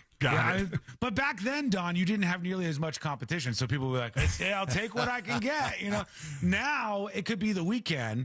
And you could go, well, I don't have as much competition on the weekends. Hell no, you got competition from every angle. Every single show's got something on it. Every single station's got something on. Every podcast every 5 inches. It's an endless thing. I got no competition on Saturdays. That's what I always say. We're the most talked about, the most listened to, the most live show on Saturday mornings between 9 and 10:30. Definitely until they bring back Love It, Drag It, or Leave It, or whatever. Resurrect Ed Hartley. I hope I'm not killing him off unintentionally. I thought he was like 65 then, so I don't know. Well, I will say that the picture of him on the website that I found is in black and white. It's the only. And the only other picture in black and white is Fritz. So, but seems like a stylistic choice. Fritz is actually about 400. Yeah. I would believe it. Yeah. Well, we're excited to have you on board. We think you're great. And make sure you're listening on weekends if you're here in town. If you're elsewhere, you can follow along. You probably, can you help out people from other cities and stuff? Or are you only focused in Central Florida? Oh, no, we're all over Florida. I do loans from Key West to Pensacola. And we can do other stuff, commercial loans, SBA loans. We do those in all 50 states. But residential primary is all of Florida. All right. Well, support people who support the show, and that mortgage guy, Don, absolutely does that. We appreciate him. If you need any help with any of this stuff, where could people go? Go to the website, mortgageguydon.com. There you go. Mortgageguydon.com. Oh, can we talk real quick while we have him? We've never gone over this with Don, obviously. All right. Do people ever tell you that they misunderstand the jingle? I get people. We do get people that ask what the first part says, which is compare your quote. Don't miss the boat. It's don't miss the boat. Yeah. Compare your quote. Right. When Sealand and I hear people talk about this, we're like, what? How what do is you not going hear on? this? How do you not hear? But okay, it so obviously says don't miss the boat. Compare your quote, and people will come up with things. They'll go, oh, I thought he said, and they'll repeat a line that I'll go, where did you even get that from? We've had it. We did it on air one time, and people send in their guesses of what they thought it was. You know, Fritz wrote that and did the lyrics, the music with his lovely wife Darcy. Yeah. And so I even had him recently, like a year ago, he went in and did another version to punch up the vocals to try and make it more clear. And we still get that question. But ignore him. It's so obvious to me. But I do every once in a while, somebody will say, oh, here's what I thought he said. And I was wondering what that had to do with mortgages. I will say the first time that somebody said it, and they had their guess of what they said, it was don't miss the broken paper. And I went, what? And then I listened. Oh, of course. Who wouldn't think it said, don't miss the broken paper? That makes perfect sense. All right. I have it here somewhere. Oh, I have the wrong thing up. There we go. This whole day is going to be. Don't miss the boat, compare your quote with I'm not hearing broken paper as much. I don't know, man. No. That is, I try and beat on that, though, because that is the number one mistake that people make is they don't compare their quote after they get that first one. And right. I see so many people just leave so much money on the table. Mm-hmm. Don't do that. That is just a dumb move for all involved. So mortgageguydon.com. Thank you, Don. We appreciate you, man. Thanks for having me, guys. Absolutely. We'll do it again next week. We look forward to your veracity at the game because the guy came in just firing like a machine gun, and now we're going to have to rethink things. I didn't want to let you guys down. I'll do better next week. No! All right, quick break. Back with more in just a second. That's coming up next on the News Junkie. Robots don't overshare. We do. Perhaps a little too often. Real Radio 104.1, guaranteed human. This is what's trending from iHeart Sports Network. Presented by the Florida Fish and Wildlife Conservation Commission. Hello, stand by. Stand. I said stand by. Are you standing? I said stand by. The influence, so why would you operate a boat? The FWC wants to remind you that operating a boat while impaired is just as deadly as driving a car and carries the same penalties. Be as safe at sea as you are on land. Visit myfwc.com for more information. If you're not standing by right now, I swear to God. That's over 30 years here in Central Florida. They're not going anywhere. Carrier factory authorized dealer. You can always turn to the experts at Carrier. Equipment change outs and upgrades right now with up to $1,200. Are you standing? Visit millsair.com. Hey Orlando, Joe Rossi here for Greenway Kia. It's tax season and the savings are adding up. Get financing as low as 0% APR on select new Kias.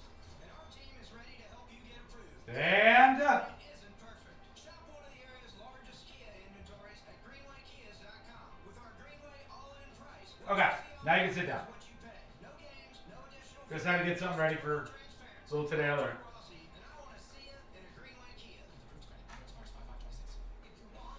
Hey TNJ chat, hey YouTube, hey Twitch.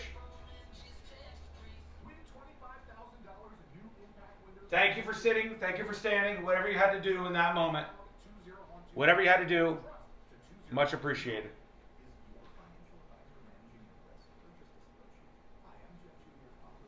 We got to dig up the archives of that show Don was talking about. WTF is he talking to? John, I am talking to you, and you know it. You know when I'm talking to you. Don't question it in the future. If I tell you to stand by, you stand by, goddammit. The idea that I have to be this serious and get this close to get this message across to you is uncalled for.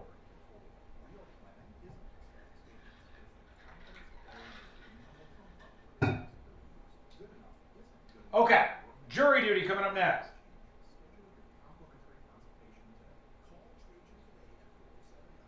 Anybody else feel like Groundhog Day with this Iran war stuff? It's like, okay, we got a ceasefire. Okay, now we're bombing each other. Okay, we got a deal. Okay, gas prices are up. Okay, now oil is going down. And it feels like we're doing the same thing over and over and over again. I don't know how everybody feels about that, but it feels like we're doing the same thing over and over and over again. Why don't we just leave? If we already blew all this stuff up, why don't we just leave? You know what I mean? Jackson says, stand!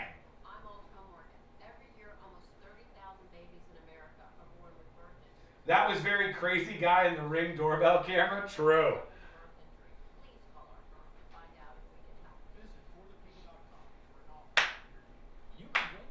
Harry Dresden. I got an update on that doorbell guy a little bit later. Powered by Sunwave Energy. We're talking VIP access, exclusive performances, and unforgettable moments. Enter now for your chance. It's like there was no real plan or something. It's like you're beating a kid up, and you go, man, I really beat the shit out of you. I knocked you out. I beat you up. I took your lunch money. Now what I need you to do is say you're sorry and that you're never going to get nuclear weapons again. And the kid's like, I'm still going to get nukes. And you're like, bah! And you kick him. And you go, all right, now you're bleeding all over the place. I've killed your family 4 times. Now just say you're not going to have nuclear weapons. And I'm still going to have nukes. And you know, bah! And you continue to do this over and over and over.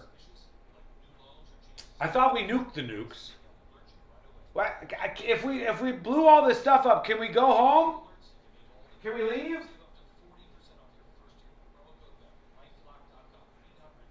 If they're going to take the Strait of Hormuz, let's just ignore the Strait of Hormuz. Let's find another strait. Let's find another way to get the stuff that we're getting from them. You know what I mean? We ought to be making our own oil all the way anyways, which we do. Domestically, we produce a lot of oil. Let's leave. Let's get out of there. I can't take this snip-snap anymore, all right? I can't take this. It's Groundhog Day with Iran every damn day.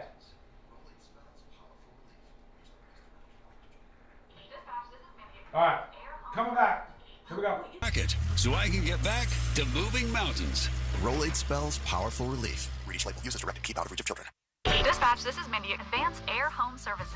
Well, boy, it's getting hot out there. Now, if your AC is making funny noises, just needs a once-over, or your home isn't as cool as it used to be, visit AdvancedAirandHeat.com. Advanced Air Home Services. License CAC 1820806. Save every day at Headquarter Hyundai. We've dropped prices on acres of new Hyundais. Visit HeadquarterHyundai.com.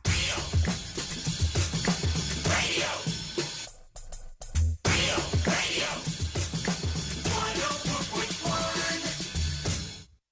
The game of magnets, taking over the world one terrible person at a time.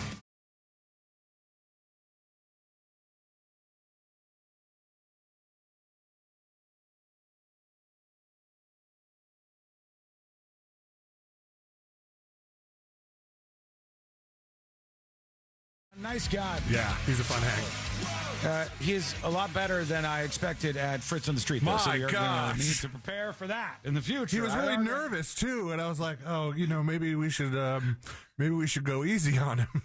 How do we make him more nervous next time?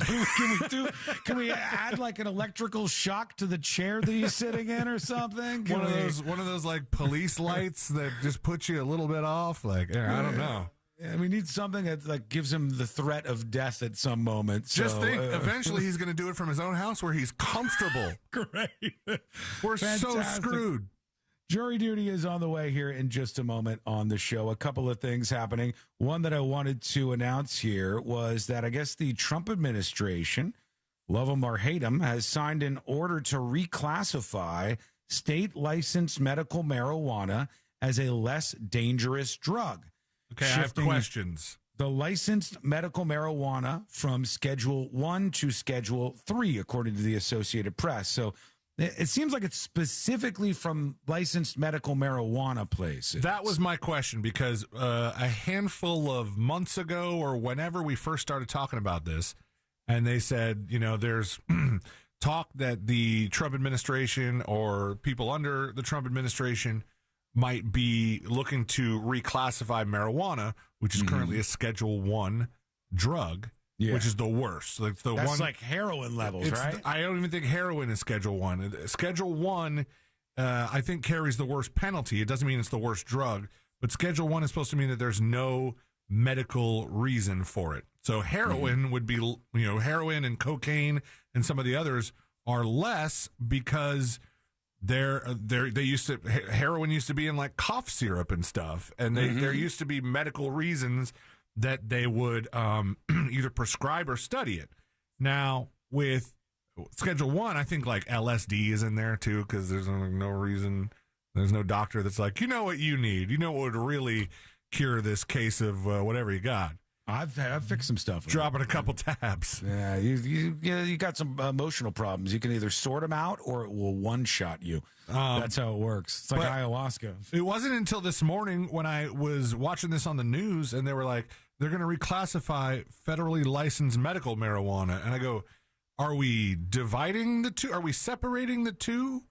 Yeah, does that mean the regular weed, which will be the same exact thing on the streets, that's still Class 1, and then if it comes from a medical place, even though it looks exactly the same, that's Class 3? It's the exact same thing. Yeah, it doesn't make sense. And so what we're getting here is like, they still want the war on drugs for the illegal weed, and we're going to just ease off this federal thing, which I think is better for the people who have cards. It gives them a little more, reassurance that nothing bad is going to happen, even though you have a card from this state or you're going to this state. Mm-hmm. But it still begs the question, like, why is the regular marijuana still there? It doesn't need to be there. It never needed to be there because it's not, it's not as dangerous as some of that other stuff. And there are already things in the schedule list that you cannot possess unless you have a prescription. What if some of those guys in the boats we're bombing have weed, though? Does this change anything from them? Maybe that's why they're leaving the illegal stuff up top. Yeah, maybe, because they go, look, this isn't coming from a doctor. Here's one of the takes I saw, almost 600,000 views. Sagar Enjeti, host of some internet show, and he says, thank you, President Trump. Hold on to your butts. He's being facetious here. He's not seriously thanking him. Thank you, President Trump, for having the courage to massively enrich weed companies. I'll stop there. Why is that bad? Who cares? Why do you, if it's an American marijuana company, why do you care? Why are you upset that they're massively enriching weed companies? If the weed companies employ a whole bunch of Americans, I don't know if they all do, but if they did, I'd go, that's fantastic. They're enriching these American companies who are hiring, hopefully, American people, hopefully for decent jobs, and then we're taxing the hell out of this stuff from it. I'm fine with that, but I guess this guy is like very sarcastically not. Thank you, President Trump, for having the courage to massively enrich weed companies, help mass poison the American public, which of all the problems people have with weed, it's like, this is going to mass poison the American public. Well, I mean, people get to make decisions on poisoning themselves or not. That's part of the American experience. If you want to swill down a whole bunch of alcohol and spend your days just being as drunk as you can, poisoning yourself with it, you're allowed to do it. I've tried it out a couple of times. If you want to do that, you can do it. So this, like the idea that this is mass poisoning the American public, okay. And then further entrench the putrid odor of marijuana in public life. Truly, no one has ever had this type of courage before in the office you now sit, said this person. He's very upset about the marijuanas and doesn't like these things. I was wrong about heroin. Heroin's Schedule 1. It's Schedule 2, high potential for abuse and dependence, some medicinal qualities, Vicodin, cocaine, meth, Oxycontin, Adderall. For a second there, I thought you were going to say, I was wrong about heroin, and then come with a really hard take on it. It's actually fantastic. No more headaches. It's just been really, really good for me so far. Schedule 3, Tylenol with codeine, ketamine, steroids, testosterone. I didn't know testosterone was Schedule 3. That's crazy. Schedule 4, Xanax, Valium. Good stuff. I love some Ambien, of the responses tramadol. to this. By the way, this is from Bob Loblaw, which, just so you know, is an Arrested Development joke, which is nice. And Bob Loblaw responded to this guy's take. I have a friend that injected 1 marijuana and he overdosed. After he woke up from the coma, he left his wife and kids. Marijuana ruins lives. I read about that on his blog, the Bob Loblaw blog. I have a friend that injected 1 marijuana and he overdosed, he said, which is pretty fantastic. I do like that. You're an idiot with no education on the benefits of cannabis. At least use the right term since you claim to be a journalist. Alcohol is far more detrimental than marijuana. That's just facts. Get rid of alcohol and reclassify marijuana. Alcohol has no medicinal benefits. Hey, watch your mouth. So, somebody post this. Smoking a doobie? You're smoking with Satan. Just a simple toke of the devil's lettuce can make you sacrifice your family to Satan just like Peter did. Wow. Marijuana is the leading cause of America's youth joining satanic cults, and that's a fact. Be smart, don't start, from the ad council, they said. Sometimes I wonder if these things were like really... There's so many things that go viral where it's like, let's take a look back to 1983 where they ran these commercials. And it's like, if it's a video, that's one thing. But when I see these ads, these poster-looking ads, sometimes I go... I took a class in college where one of our assignments was to take like the box of a cereal box or something and re-envision it with Photoshop. And sometimes I wonder if any of these people are just going, I had this thing we had to do in class where we re-envision an anti-drug ad and just go ham on it. Terrell on YouTube says, Sean, it's part of the American experiment. It's part of the American experiment. Why are we blaming the cartel for the fentanyl crisis in this country? I mean, do I have to explain the difference between fentanyl and marijuana to you? The way I view these things is there are some things we should let people do, bad decisions we should let people make. If you've heard this show at all, you probably know my take on this tends to be that I believe the meaning of life is as if we've been booted into or spawned into a video game. And the true meaning of it all is just to have an enjoyable ride, whatever that is, whatever makes you happy, whatever gives you the best outcomes that you enjoy. You are literally in a once-in-a-lifetime experience here, and I want you to enjoy it. I literally want less people to be miserable and angry about everything. I want you to just enjoy yourself. And if you can enjoy yourself and have better outcomes with smoking weed, I don't smoke weed. I don't think smoking weed is great, but I don't think it's any worse than marijuana or than drinking or so many of these other things. So Sean likes to drink his weed these days. I think people should be able to eat food that's bad for them. I think people should be able to do things that are bad for them. And then they should be held accountable for their own personal decisions afterwards. That's how I feel about it. And I think fentanyl is just shockingly, drastically different than marijuana, but that's just me.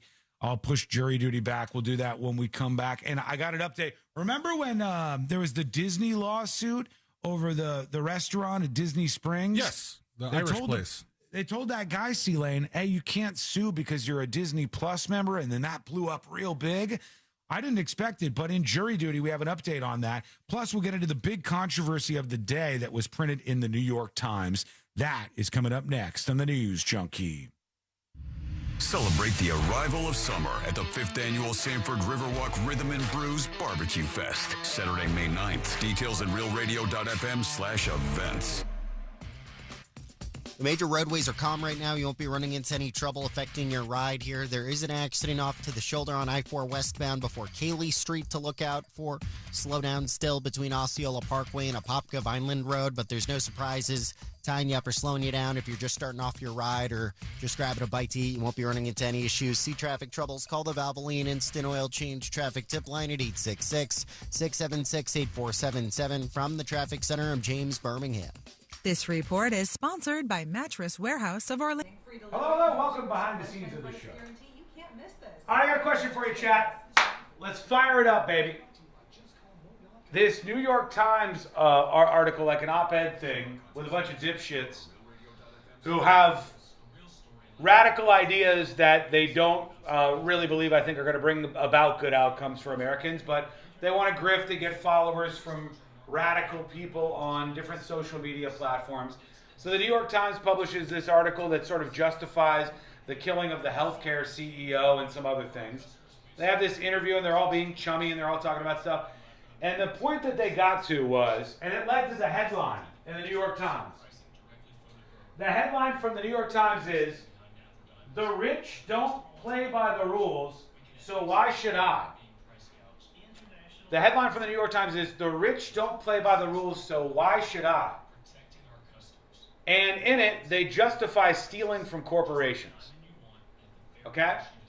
Stealing is okay. Stealing from corporations is okay. It's like a minor rebellion against the capitalist system. So stealing something from Trader Joe's is fine. It's a fine thing to do. In fact, it's cool. It's a great aesthetic, this idea that everyone would just steal from the corporations to bring down capitalism or whatever. Is there anybody that will actually admit to agreeing with that? Anybody agree that stealing from corporations is fine? No bad outcomes at all? Nothing wrong with it.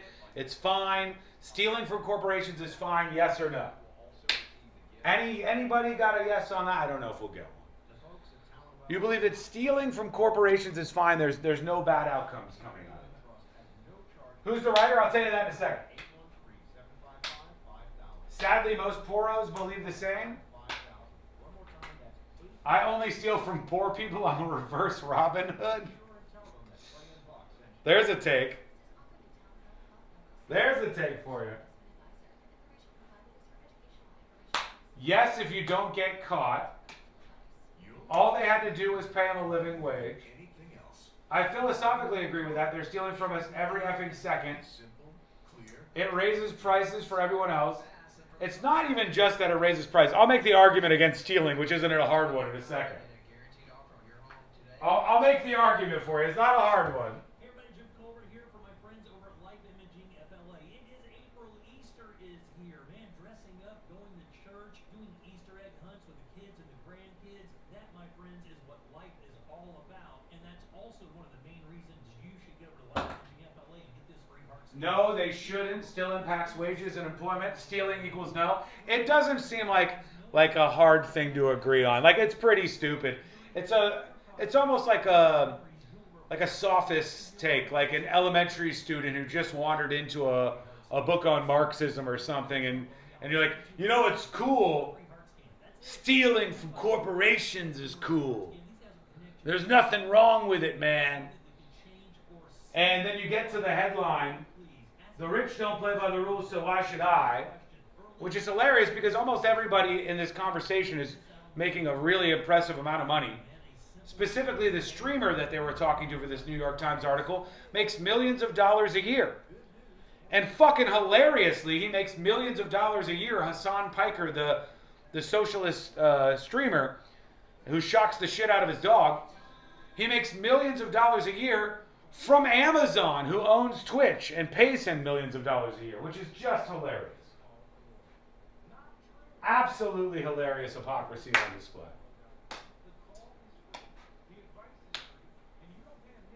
Devil's advocate, it's all right to steal from companies like Chiquita Banana during their Banana Republic phase. I'm not as critical of people who steal from corporations as individuals. I probably would if I wasn't scared of getting caught, but I'm a chicken shit. Stealing from corporations is every bit as bad as stealing from Americans, and in some cases worse than stealing from American citizens. Stealing from corporations, I'll explain why in a second. But it's just like, it's such a bonehead take. Like when I was in Chasing Edmund, My parents were mad at me for a while when I was in the ska band, Chasing Edmund. And at the time, I would take a marker and I would write things around the rim of my room, you know, all the way around the rim. I had like, if the opposite of pro is con, what's the opposite of Congress? And murder the government, famous NoFX song. You know, America's a whore, which is one of the songs that I've done, which is still on the Chasing Edmund website with a band. And I would write all these things because you're a dumb kid. And so you think that the way the world works is wrong and you know the way to fix it. And so you justify lots of bad behavior like stealing things. But usually that doesn't happen in the New York Times. That's one of the key pieces of the puzzle, all right? That's one of the key pieces of the puzzle. Usually it's not a millionaire in the New York Times being taken at least somewhat seriously by New York Times journalists saying, steal everything. This is the best outcome for us, and somehow this is the grand rebellion. Let's get into this. It's kind of funny, honestly. Then we'll get into jury duty.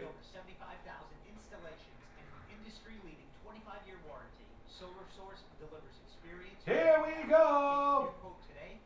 Solar team. With over 75,000 installations and an industry-leading 25-year warranty, Solar Source delivers experience you can count on. Get your new quote today at solarsource.com. For all your plumbing needs, go to modernpi.com. Live from the JustCallMo.com studios. Got a question after an accident? Just call Mo. Visit JustCallMo.com or dial 1-800-CALL-MO. This is WTKS-FM HD1 Cocoa Beach, Orlando. An iHeart radio station. Guaranteed human. Real Radio has your chance to win $1,000. Just enter this nationwide keyword on our website. WIN. W-I-N. Win. Enter it now on our website, realradio.fm. Good luck.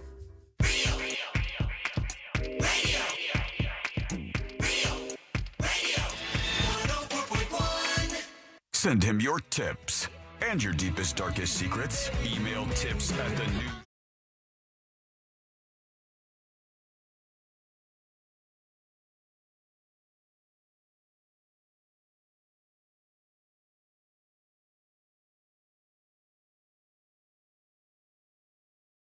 More about the world's most viral newsroom, go over to the website, which is thenewsjunkie.com, and we'll get some of your dispatches sent through the website in just a moment.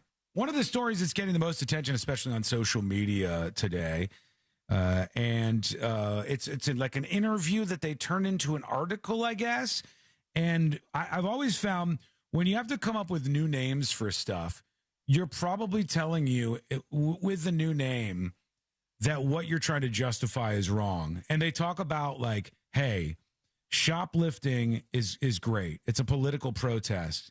It's microlooting, right? Okay, well, and I go, microlooting? They're like, microlooting is a great way, this is the New York Times, a great way to fight back against the capitalist system and take down the big corporations like Whole Foods. And crime? Yeah, microlooting. I'm like, microlooting is stealing. That's what it is. When you have to have a new name for something, that's like, whoa, don't call me that word. This was less than consensual sex that I was having with this woman. No, it's rape. You don't just change the word and change the crime. You're still stealing stuff, and you're stealing stuff from places, and you're not supposed to do that. If you're trying to justify something that might be wrong, I can see where you go, well, it's just this. Like, a perfect example, I used to hear from people that are like, I don't illegally download movies. I stream them. Yeah. I stream free movies. So, I mean, I think I'm in the clear. And I go, you're still getting something that they don't want you to get because you haven't provided them with any money Sure. And that's the most common one. And then, you have like some other digital levels of this. And then I look like the weirdo because I go, well, what if you're streaming CP? And they're like, whoa, whoa, whoa, whoa, whoa. Hang on. I go, well, you're not in possession of it. You're just streaming it. Have you still done something bad? I would tell you, like, if you wanted to say, hey, if there was a news outlet that you thought was really bad for American culture, and somebody sent you a link to that news article and it had a paywall and you wanted to go around it and not give them the money for the digital product, okay. If you were somebody who said, hey, there's a movie that's out right now, and whilst I want to know more about it, I 100% don't want to support the people who have made this movie, so I'm going to pirate it instead. And that's what I'm going to do because it's, I want to know what's happening. I want to get the source material, but I don't want to support them. And so this is something that I want to pirate instead. You can make some top level arguments about this. And I would go, I get it. I understand. That makes sense. I'm on board. But when you're talking about going into a Whole Foods and stealing stuff, it's not cool and you're not doing something cool and it's not some awesome way to flex your socialism or whatever. And you're not microlooting, you're stealing stuff. And I hope when you do, they get you arrested. Well, I hope that they get you arrested for stealing stuff from the Whole Foods and in the middle of your stupid microlooting protest. It's weird that they mention Whole Foods in the intro paragraph to this article because the whole first couple paragraphs, when you get into the transcript, like the nuts and bolts, are talking about digital microlooting. Like they're talking sharing Netflix passwords. The thing you said, which is going around a paywall on an article you're trying to read. Yeah. Somebody said, would you pirate music from an indie band? Is it 2005 and I'm using LimeWire? Because yes. Yeah, so there's levels of this that you can understand. But then it goes to, there's a dumb streamer who's a multimillionaire saying, the rich don't play strict by the rules. Why should I? He is rich, by the way. His name's Hasan Piker. And he said in this, the government funded anti-piracy initiatives like, would you steal a car? And he said, yeah, if I could get away with it. And they go into actually stealing physical things. And they end up talking at some point in time, like stealing from a big box store. One of the women who's talking to the New York Times says, yes, I have stolen before under very specific circumstances. I will say, I think that stealing from a big box store, I'll just state my platform, I think it's neither very significant as a moral wrong, nor is it significant in any way as protest or direct action. But I did steal from Whole Foods on several occasions, this woman says to the New York Times, right? I've been involved in neighborhood mutual aid groups since 2021, and I would go get groceries and steal from the Whole Foods, she says. And then they get back and forth on this, and like stealing is some sort of radical thing to take down the corporate system. Now, here's this shouldn't be an argument that I even need to make, but I'll make it very, very quickly. Here's why stealing is bad. Stealing leads to a culture that negatively impacts none of the people in this discussion, all right? Nobody from the New York Times will be impacted by this. Not one. Not a single one of them. The streamer that took part of this, who gets millions and millions of dollars from Amazon, who owns Twitch, the platform on which he exclusively streams, that streamer will never face any of the negative outputs or consequences from what they're talking about here. This is so often the case with these people who try to talk about this from some high level as if, this is the true way to handle this because they don't have to deal with the negative outcomes. You know who will deal with the negative outcomes? Poor people. Poor people who do not work for the New York Times, who do not get millions of dollars from Jeff Bezos at Amazon, who do not get a whole bunch of money for writing for the biggest newspaper in the entire country, possibly around the world.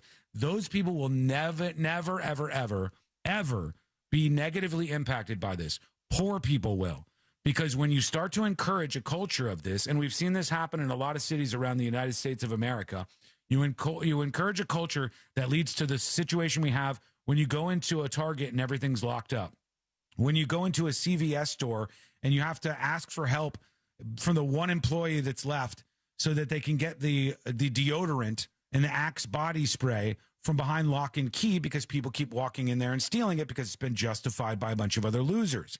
There are literally bad outcomes. The outcomes are the closing of stores, mostly discount stores, in poor neighborhoods. That is a bad outcome every single time. It is a bad outcome for poor people to lose options. like going to the local store that might be affordable for them, because you have encouraged people through lowering the threshold for crimes that you go to jail for, or through just saying morally, I don't believe this is a wrong thing at all, and go for it. Just go steal from the Whole Foods. No big whoop. When you do this stuff, you harm the poor and impoverished people who rely on going to the places that get stolen from the most. You do not see a Rolex outlet. You do not see the fanciest stores in the mall. You do not see the Cartier store getting shut down as a result of this stuff. It's the corner store. It's the small place. It's the Walmart with the good deals that just gets tired of everybody stealing. It is a bad impact on every single poor person out there. That's number one and the most important thing. None of these people will ever have to face that outcome. They're all rich. They are all so spoiled, and they are all so privileged in making this statement. The second most important thing is that when you do this, not only do these places close, but they fire people, because there were people who are working these jobs in these impoverished neighborhoods that are affected by this kind of poisonous ideology that stealing is not actually bad and nobody gets hurt. It's just the big corporations. Just do it. You're not doing anything wrong. The people who work in those neighborhoods and are just trying to get a job to drag themselves out of poverty and just get a couple of dollars extra an hour, those people end up getting fired. The jobs end up disappearing, and you end up with less and less alternatives. You end up with what is inarguably a worse, just speaking in terms of the aesthetic of the world situation, where every store we go into has lock and key and the stakes are locked up. Have you ever seen this, Elaine? The stores where they lock up the stakes? They have security things. Hold on. Not security. for stakes. Stakes. Let me see if I can bring this up so you don't think I'm too crazy. I don't think you're crazy. I have had to ask for assistance on getting memory cards. I've had to ask for assistance, or I was able to reach behind the lock and get my bottle of Nexium one time. I mean, I paid for it, but I still was able to get around it. Or maybe even baby formula, things like that they often that steal. was a hot one for a while, because maybe remember when it was so out of stock? Yes, right. To the point where people were trying to release recipes online of how to make your own baby formula, and then the other people were like, no, it's very dangerous to make your own baby formula. It is a very it's a very specific thing, and things could go wrong when you try to make it yourself. Yes. And the people stealing baby formula aren't people who are stealing it because they need formula to feed their babies. They're people who are stealing it and selling it on Facebook Marketplace.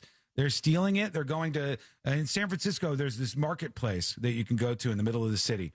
And you go there, and all these people are selling the stuff that they have stolen from all the CVS stores. They just walk in there with a big garbage bag. They steal all this stuff. Nobody does anything. Even if they get arrested, they just release them immediately and nothing happens to them. Then the CVS closes. Then the marketplace is infiltrated with this stuff that you can't even trust that they're selling to try to make money. Then the steaks are in cages. I'm showing you right now. This is a store where they have to lock up the steaks because people steal $20 steaks or $15 steaks. Looks like the same fence that cow used to live behind. Probably, right? But those are just three easy points that I can make to you. One, this is something that doesn't just affect corporations. It affects people having access to discount food options and discount options in their places. It affects places that close down routinely because of thievery that's encouraged like this and takes good, decent jobs out of these cities one by one. The rich cities never have to deal with this. It doesn't face them at all. The rich people never have to deal with this. They go back to their gated neighborhoods and their $1 million homes, and then they encourage everybody else to make the poor neighborhoods worse. And the third thing is, aesthetically, it's like the end of the world that we now have to have everything locked up. Why? Because so many people want to justify stuff like this. It's not hard to say. Stealing is wrong. They go on further in it to justify the murder of the healthcare CEO that they say they understand. We can understand. A murder of a man who was a father, a man who his murder solved zero things with the healthcare industry, which certainly is flawed in this country. And they go on again to justify these things because they know it won't negatively impact them. These are rich, loser, champagne socialist suckers who do it all for an aesthetic, and they never have to face the negative outcomes that this drums up because their grocery store doesn't lock up the ribeye steaks. All right, that's what you have here, and it's mainstreamed in these cases by the New York Times. Like the idea that somebody from the nation's leading newspaper wouldn't go, well, hang on, that's stupid. That's ridiculous. You want to protest Amazon? Say the next Amazon studio released movie comes out and you want to pirate that movie. Do it. Do it. I don't care. Nobody cares. That is a direct protest against the company that made the product. The people are already paid. All this stuff makes much more sense if you do it within that zone, right? You think a band is a bunch of racists, but you're going to do a story on them, so you want to hear some of the songs that they wrote so you can write with some level of authority, but you don't want to put money in their pocket? Okay. You think Gary Glitter is a creepy kid toucher, but you don't want anybody related to Gary Glitter, the da-na-na-na-na. Hey! That guy, he's a creepy kid toucher if you didn't know. All right, he's a disgusting, creepy kid toucher. You don't want him or anybody associated with him to get any money from the song, and you want to download that song? Fine, that's okay.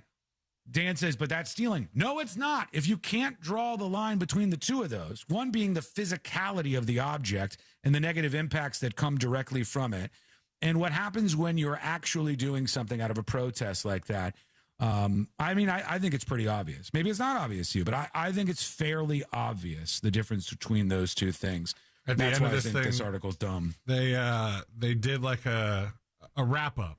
Mm-hmm. They said we talked about a couple different things. Let's give a smasher pass, yes or no summary. Mm-hmm. And they said steal from Whole Foods. One person sure, the other person sure. Burn down your employer's warehouse because you're mad about wage theft. No. And the Piker says my lawyers are telling me to answer no.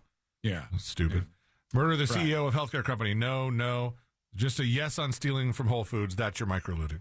Yeah. All right. So you see where they're going, and they want to say more. He wants to go, yeah, I justify the guy burning down the warehouse. By the way, this is how small these people's infantile brains are. This is like sand brain nonsense. The guy who burns down the warehouse, who says that he wasn't getting a living wage, all you had to do is pay me a living wage, and he burns down the warehouse because he worships Luigi Mangione or whatever. This is real. This happened. We played it on the show. The guy who burns down that warehouse single-handedly got rid of hundreds of jobs that other people were fine with. His decision, again, a selfish decision that worries about the outcomes of him and him alone and not the outcomes of all of the other people. His decision to do this, to burn down the warehouse, ruined the jobs for all of the people who worked in this place. And the people who are the rich folks who are running the faculty or the facility that operated this, that the guy burned down, that they were like wink, wink, nudge, nudge, good jobbing. The people who own that place have insurance that will pay for it. And the only people that get squeezed out every time is the poor people. So that's why I think this is gross and it's loser stuff. You're trying to look cool in front of the Gen Z kids who are like, hell yeah, steal from Bezos. He's got enough money. But what you're saying actually has negative impacts and has negative impacts on poor people, the people you pretend to care about, but you really don't give a damn about. You only care about the $500 Gucci shirt you're wearing, or I don't even know what brand is that expensive. I can't even pretend to be a champagne socialist. All right, when we come back, we'll get into your thoughts. You are a sparkling white socialist. I am. I mean, look, I just think it's so dumb. It's so painfully, obviously dumb. And I was talking about how this is the stuff I would write on my wall ceiling.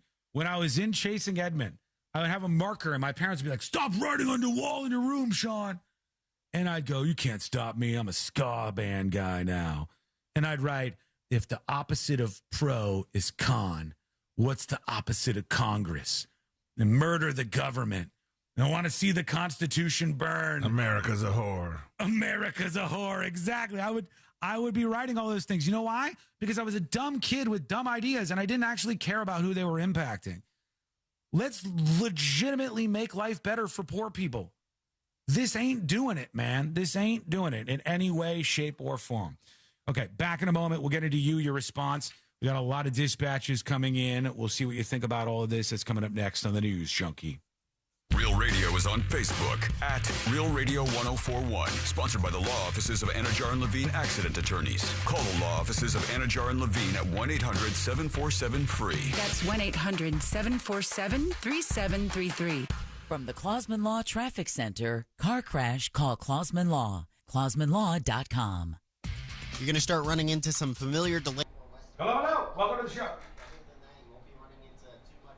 See, like says somebody on the texting service says, so Sean, a valid protest of your show would be to illegally download secret shows? It would make more sense, yes. It would make more sense on an intellectual argument level. It would make more sense that if you wanted to not support the show for some reason, you were getting secret shows illegally and pirating. Yes. Yes. It would make more sense than stealing from Whole Foods hurts the big rich guys. Yes, it would make more sense than that. Now, it doesn't make a lot of sense because secret shows isn't political at all. And secret shows isn't funding some big giant corporation. iHeart gets a tiny sliver just for like the processing elements of it. And the rest comes into the guys who do the show every single week. But yeah.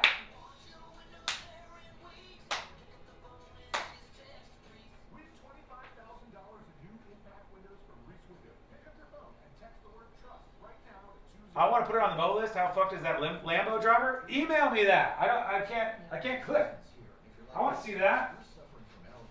Email me, tips@thenewsjunkie.com.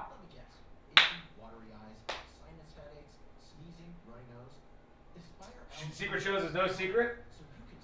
Well, not anymore.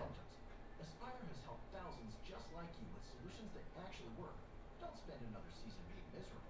Go to aspireallergy.com to schedule your appointment today. That's aspireallergy.com.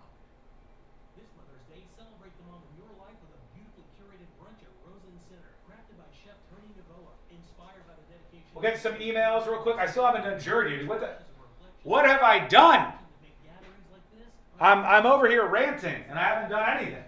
Fresh seafood and sushi, omelet, waffle, and carving stations, plus complimentary champagne, mimosas, and free self-parking. Make your reservation now for Sunday, May 10th at rosencenter.com. Treat mom to a brunch she'll never forget.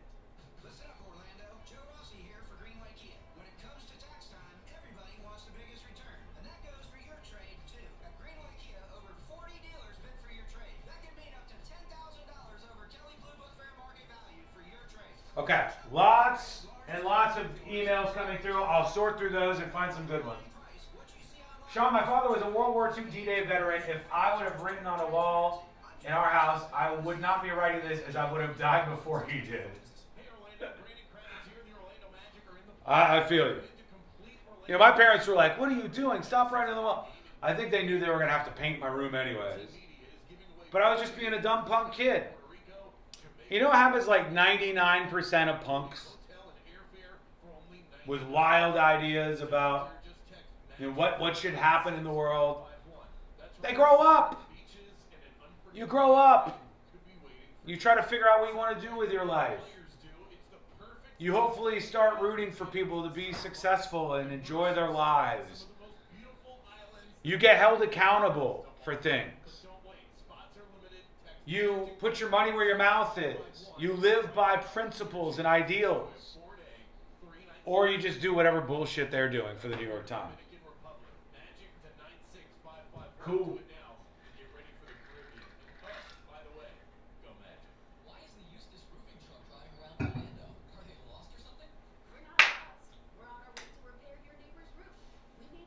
The smooth brains all follow Piker. They enjoy the view too. I don't know that the crossover there is that big. I mean, I don't talk about this guy on my show because I don't think most people know who the fuck he is. I don't think most people care. I think he's doing a disservice to the young people on Twitch who watch his stream and the audience that he does have there. But even that is mostly combated by other voices on the platform, so, you know, it is what it is. But the New York Times doesn't need to mainstream this shit. And honestly, if Democrats want to win elections moving forward, you will take these abject fools and punt them out of your political party. Because this stuff is not popular with anybody. Our political parties have been overrun by the extremists. Because they're louder. And because they're the people that the politicians are more scared of. And that is a fundamental wrong in our country. Normal people need to take over. Please. What about if Republicans want to win elections? If Republicans want to win elections, And they should dismiss a lot of this insane stuff that's happening. They should dismiss the warmongering that goes on, even though we're told that was not going to be a thing. We should dismiss going after all the people who talk shit about you. Should dismiss all of these things like an assault on women's rights and a million other issues that we can see out there if we look with open eyes. And yes, you should dismiss all of those things. That side of the party should not run the operation. Fuck those people. Fuck all of the people on the fringes, all the extremists. Normal people need to take over. That's what I support. That's what I fight for.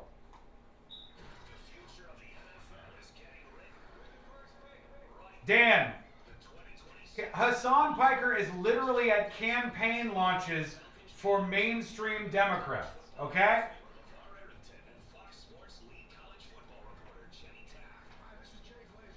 Some of them have rejected them. Pod Save America literally just had him on. That's an establishment Democratic podcast, and tried to give him softballs the whole time. Look, it's just not good. All right?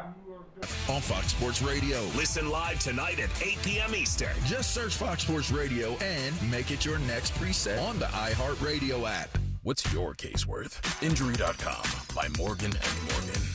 Real Radio has your chance to win $1,000. Just enter this nationwide keyword on our website. WIN. W-I-N. WIN. Enter it now on our website, realradio.fm. Good luck.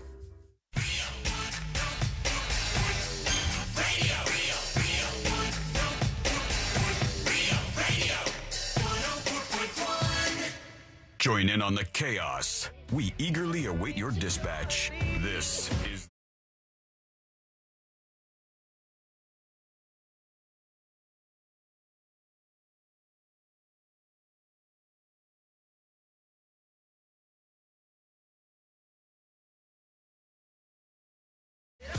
Before I had to scream at people. Well, I didn't have to, but I like to. You know what I mean? I like to, from time to time, just get it out of the system. All right, we want to continue on to the power hour of the show here. We're behind because C-Lane has been really screwing things up. It's quite obvious to anybody who's paying attention. Super obvious. C-Lane is really making us late on the show here today. Mm-hmm. But I want to tell you something before we get to a very I didn't have the microlooting mega rant. I want to tell you something because this may resonate with you in a way before we get to a very late jury duty, C-Lane. There's some updates on that IVF embryo mix-up. And for those of you who don't know, when C-Lane was trying to have Jackson, for a little while, you guys were entertaining some IVF-style stuff and, like, working on that process. Correct. And, yes. And then you were blessed with a beautiful Jackson. As the story goes, we were about to make the down payment on doing the actual, retrieving of the eggs and freezing of all the other stuff.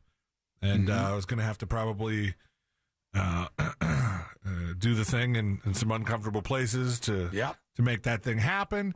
And then Ashley, my wife, was on the phone with these people about to read off her credit card number, and she said, hey, I have a faint line on this test here. Maybe I'll call you back tomorrow. That's so crazy, man. That's so wild and so fortunate, honestly, that it turned out that way, and now Jackson gets to sass you, which is one of my favorite current things. But I bring this up because there's an update on the couple that had this IVF mix-up where the white couple ended up with a black baby, and they said, I think something has gone wrong here. I think there may have been a mix-up. This is the story that came out today. I'll bring it up in front of me here. And when I was reading this, I said, are you kidding me? My God. It says, doctors question labeling practices after Longwood IVF embryo mix-up. That's Longwood, Florida, and in vitro fertilization embryo mix-up. So doctors question labeling practices after Longwood embryo mix-up. The story goes, as an IVF clinic in Longwood gets ready to close at the end of May because of an embryo mix-up, doctors from other IVF clinics say it should have never happened. One doctor says... Of course they do. One doctor says he had to turn away a couple from the Longwood clinic concerned their embryos were compromised. Dr. Mark Trollis of the IVF Center says patients from the Fertility Center Orlando and Longwood have been approaching for help. He says it's tragic on so many levels. And it really disclosed that the labeling system seems to have been faulty at this facility. All right. So the facility that is shutting down is the facility where these people ended up getting the wrong baby, right? They ended up getting the wrong, stuff. And it led to them giving birth to this baby. And the white couple has a black baby. And now the whole thing is blowing up. And he says one of the problems was that the labeling at this facility was handwritten. When it goes into liquid nitrogen after a period of time, it may not be as legible. Trollis says in one case, he had to turn a couple down, concerned their embryos were compromised.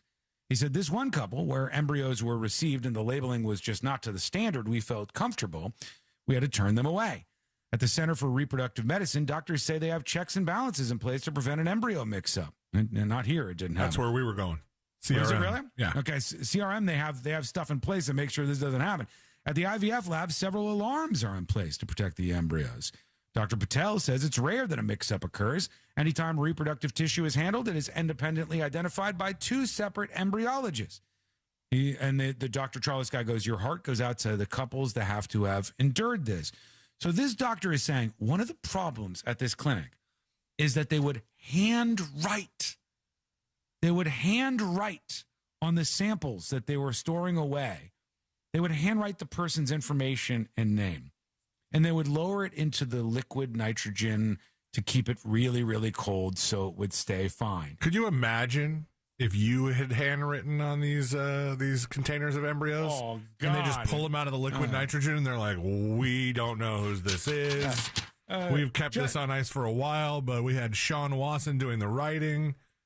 We probably can't zoom in enough to make this work. But my handwriting, this says AJ Soup Video Dummy, or AJ Soup Video Thursday. And then it says the name of our last secret show.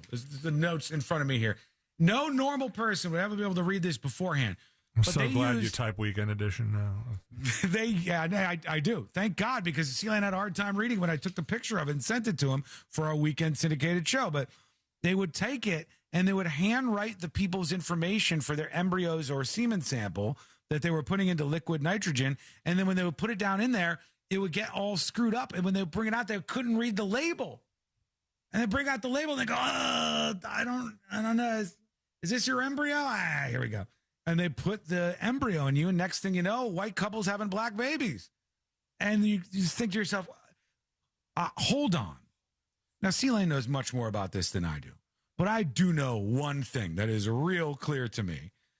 This is way too expensive for you to be cutting any corners when you're 100%. Storing this stuff. 100%. And also, I think for the amount that you invest into this, the problem is with the place that this family has used, I think they're shut down now. I think they're no longer, I don't know what happens to all those embryos or what goes on when a place like that shuts down. But if this were to happen and at a place that is still kind of chugging along doing their thing, and maybe they wouldn't trust it, but I think they're owed not only a refund, but like another free go at it. Yeah, and at the very least, they're owed that. At the very least, if they even probably want paid. Am I correct to suggest they paid at least like tens of thousands of dollars? 100%. Yes. Yeah. Right. A lot of money. It's like when you have a really bad cruise experience, like the poop cruise. And I'm sure that they offered the world to these people and probably a free cruise at some point. And there's, a lot of people would never get on a boat again after that. But there would be a couple that would go, hey, you guys should probably have it pretty locked up by now, after that one poop cruise. Yeah. I think now's the time to go, right? We're not still pooping in bags, are we? We've found a better solution, haven't we? If you have that happen twice, you should play the lotto. All right, and that's jury duty for today. I'll also work this in real quick. The update on that Disney lawsuit. The woman who went to Disney Springs, she went to Raglan Road, which is, just for the record, I know this isn't great for them, a really good Irish restaurant. Fantastic. Really good brunch over there. My God. Wait, didn't you just eat there for the first time? And you texted me and Josh that we've been holding out on you? I said, why didn't you guys tell me about Raglan Road? It's delicious. It's so good. It's such a cool place to eat if you're ever in Disney Springs. Go check it out, especially their brunch over there. But this person, this doctor, had severe food allergies, and she ate at Raglan Road, She ordered a handful of things, and I think they listed it on here somewhere in the story that I was looking at. But she ordered a bunch of things, and when those things came in, she ended up with an allergic reaction that happened afterwards because she had very, very strong allergies. She injected herself or did the EpiPen, whatever you want to call it. She hit herself with the EpiPen, but it wasn't enough, and this woman died. Now, afterwards, Disney tried to pull the most insane legal maneuver ever. After this woman had an allergic reaction to the food at their Irish restaurant at Disney Springs, Disney said, you can't actually sue, to her husband. She said, you can't actually sue because Disney said you can't actually sue because you signed up for Disney Plus. And in the terms of Disney Plus, the streaming platform that has nothing to do with the shopping area at Disney Springs, that has nothing to do with eating at an Irish restaurant, you signed up for it, and when you signed up for that, you agreed to mediation, and you weren't going to sue the Disney company. That backfired on Disney. That was turned around very quickly. Yeah, and I they thought said either Disney backed off of it because of the backlash, or they did. Yeah, they did. But now there has been some sort of resolution to that case. They are not talking publicly about what actually happened or how much money they got, et cetera, et cetera. But the guy said the case is now settled. There is some sort of resolution, and the case is over for him. I'm imagining. Yep, I'm imagining he got paid up. Quick break. When we come back, final dispatches, stories that didn't make the cut. And today I learned to wrap everything up for a Thursday. That is coming up next on the News Junkie. Real Music Weekends are classic alternative. Classic alternative this weekend on Real Radio 104.1. From the Odoo.com Weather Center, Odoo.com, the only business software you will need. Happy Thursday, Central Florida. I'm Fox 35 Storm Team meteorologist Jessica Dobson with a check of your forecast. And for today, we're going to be expecting another beautiful day with a mix of sunshine and clouds along with warm temperatures. Plan for highs to only reach the low 80s for most spots with a high of around 82 degrees today in Orlando. We're going to be heating things up, though, as we head into the weekend with highs in the upper 80s, likely coming just shy of the 90s. From the Fox 35 Storm Team, I'm meteorologist Jessica Dobson. This report is sponsored by Valvoline Instant Oil Change. Hear that? That's the sound of another savvy driver rolling into Valvoline Instant Oil Change. No hassle with appointments or dealer wait times. That's one smart bell. Folks, real quick, let me remind you there are great businesses out there. These businesses are helping people just like you. And what they're helping you do is save money. When your AC has an issue, it is something that could freak you out. It is something that can cause the alarm bells to go off because you think, oh boy, this is going to be expensive. And it can be. It really can be. But the problem is most of these companies will take advantage of you. And the solution is Mills Air won't. Mills Air has the best techs in town. They're ready to fix your AC right this moment. In fact, I'm going to give you their number in a bit. Call them. All right, call them, get on the phone with an actual human being, set them up. They'll be at your house. Your AC will be fixed, and it'll be the deal you really deserved. It'll be a deal based on what the actual cost of the repair is, not you getting ripped off. Mills Air is the best. 407-277-1159. One more time, 407-277-1159. If you forget that, you'll remember this. Find them online at millsair.com. Get ready to taste, rock, and repeat at SeaWorld Orlando's Seven Seas Food Festival. Explore over 200 international flavors, then catch your favorite artists live in concert at Bayside Stadium. From Omar Courts to Gene Simmons, the Beach Boys, Fitz and the Tantrums, The Fray, Trace Atkins, and Boys to Men, it's an all-star lineup you won't want to miss. Best of all, concerts are totally free with park admission. Plus, with an annual pass, enjoy unlimited visits, over $3,500 in bonus benefits, free parking, and access to over 30 live concerts, all included. Visit SeaWorldOrlando.com to see the full lineup and get your pass today. When you save with Teachers, you're making smart financial decisions. The kind of decisions that lead to more time to relax. And when you have more time to relax, you have more time to write a best-selling book about how to relax. Benefit from making smart financial decisions today, like $600 for opening a new checking account with direct deposit. Visit our new Lake Mary branch or teachersfcu.org to get started. Teachers Federal Credit Union. Smart for Florida. Open to all. Hello, hello, welcome behind the scenes of the show. That's it. That's a wrap, baby. That's it. It's time for you to rate the show. Rate the show out of 10. 10 out of 10 is a winner. 1 out of 10 is a real stinker. Rate the show.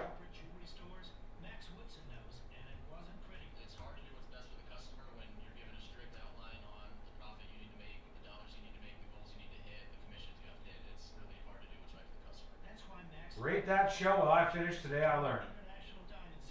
9 out of 10 times Dawn will smoke you all and Fritz on the street. True. True. 10, says Randy. A 10, he says. What a guy. What a generous dude. 9.9 out of 10. 9.2 stolen organic cucumbers from Whole Foods. 8, Sean still taking an L on Fritz on the streets out of 10. True.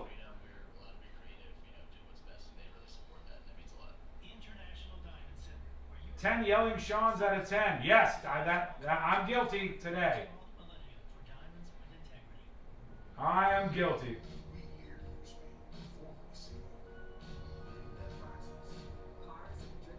Ah!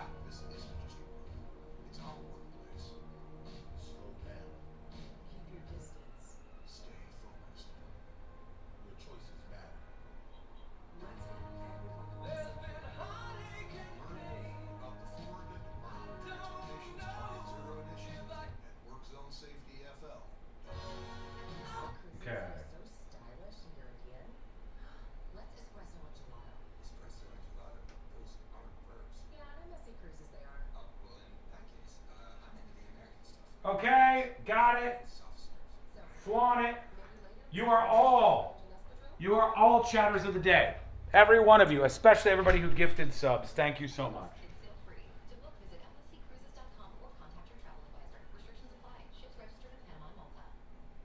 An official message from Medicare.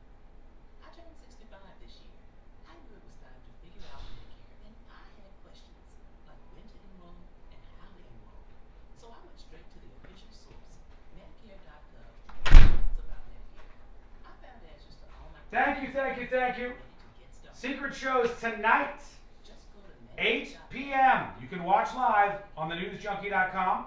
It's never too late to subscribe for as little as $2.99 a month. Dell PCs with Intel Inside are built for the moments that matter, like when you're finishing a big project and you can't be interrupted by an update. With long-lasting battery. Stay gold. Dell PCs with Intel Inside are built for the moments that matter, like when you're finishing a big project and you can't be interrupted by an update. With long-lasting battery life and built-in intelligence, you can stay focused on what matters most. Built for you. Learn more at Dell.com/Dell PCs. It's a crime to pay more than a dime. One dime down at RC Hill Mitsubishi in DeLand. Just go to rchill.com.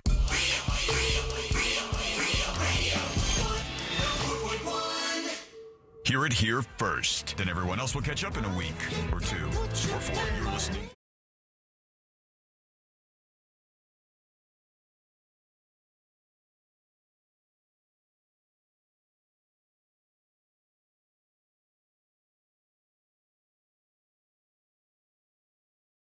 Show. Yes, maybe the News Junkie is over for today, but we will be back tomorrow.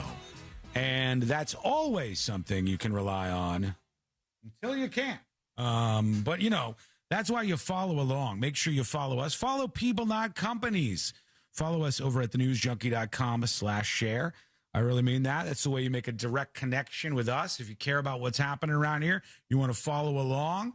You want to, instead of hooking into the corporate behemoth and their social media platforms, follow people.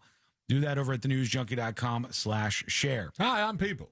We are running out of time here on the show today, mostly because that mortgage guy Don's answer in Fritz on the Street was so long that it pushed us back. No, okay. That's all right. That's what it was.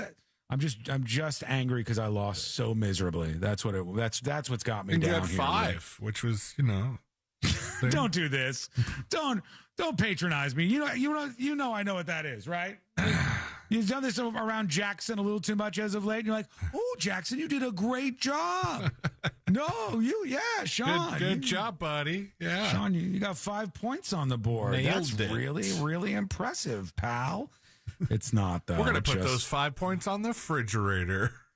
I want to work this in before the very end here, and then we'll try to work in a dispatch, too. A YouTuber who should be publicly flogged, I mean this, in the public square, I'm not going to say the person's name, did a stunt for a YouTube video. They stormed into a Subway, and they brought like a massive swarm of people with them because they found out that Subway has a policy. The policy says any customers that are waiting to order when the minute comes of closing time, they must serve them.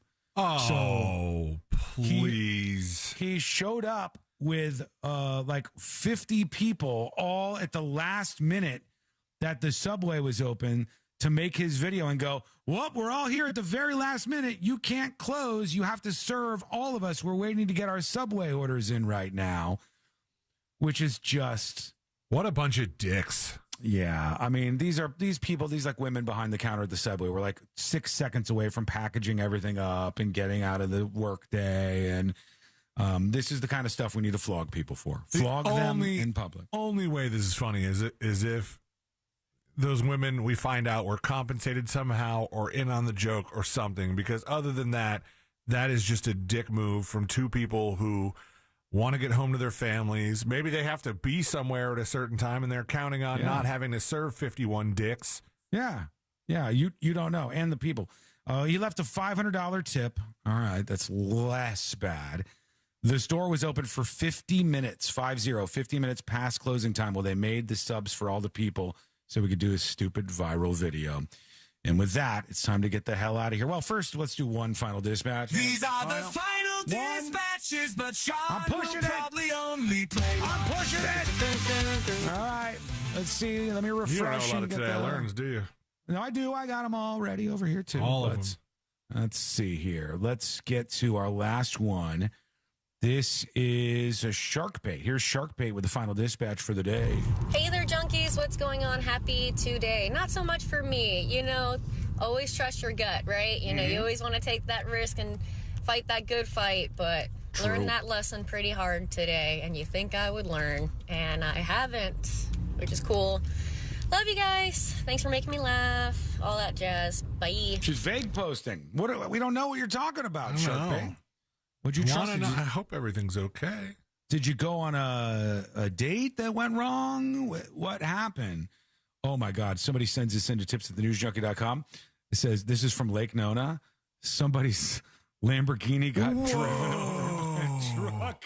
Oh, my God. It's somebody's Lamborghini in a TJ Maxx parking lot, and the truck is driving up the front of the Lamborghini like it's a ramp. Is that a Silverado?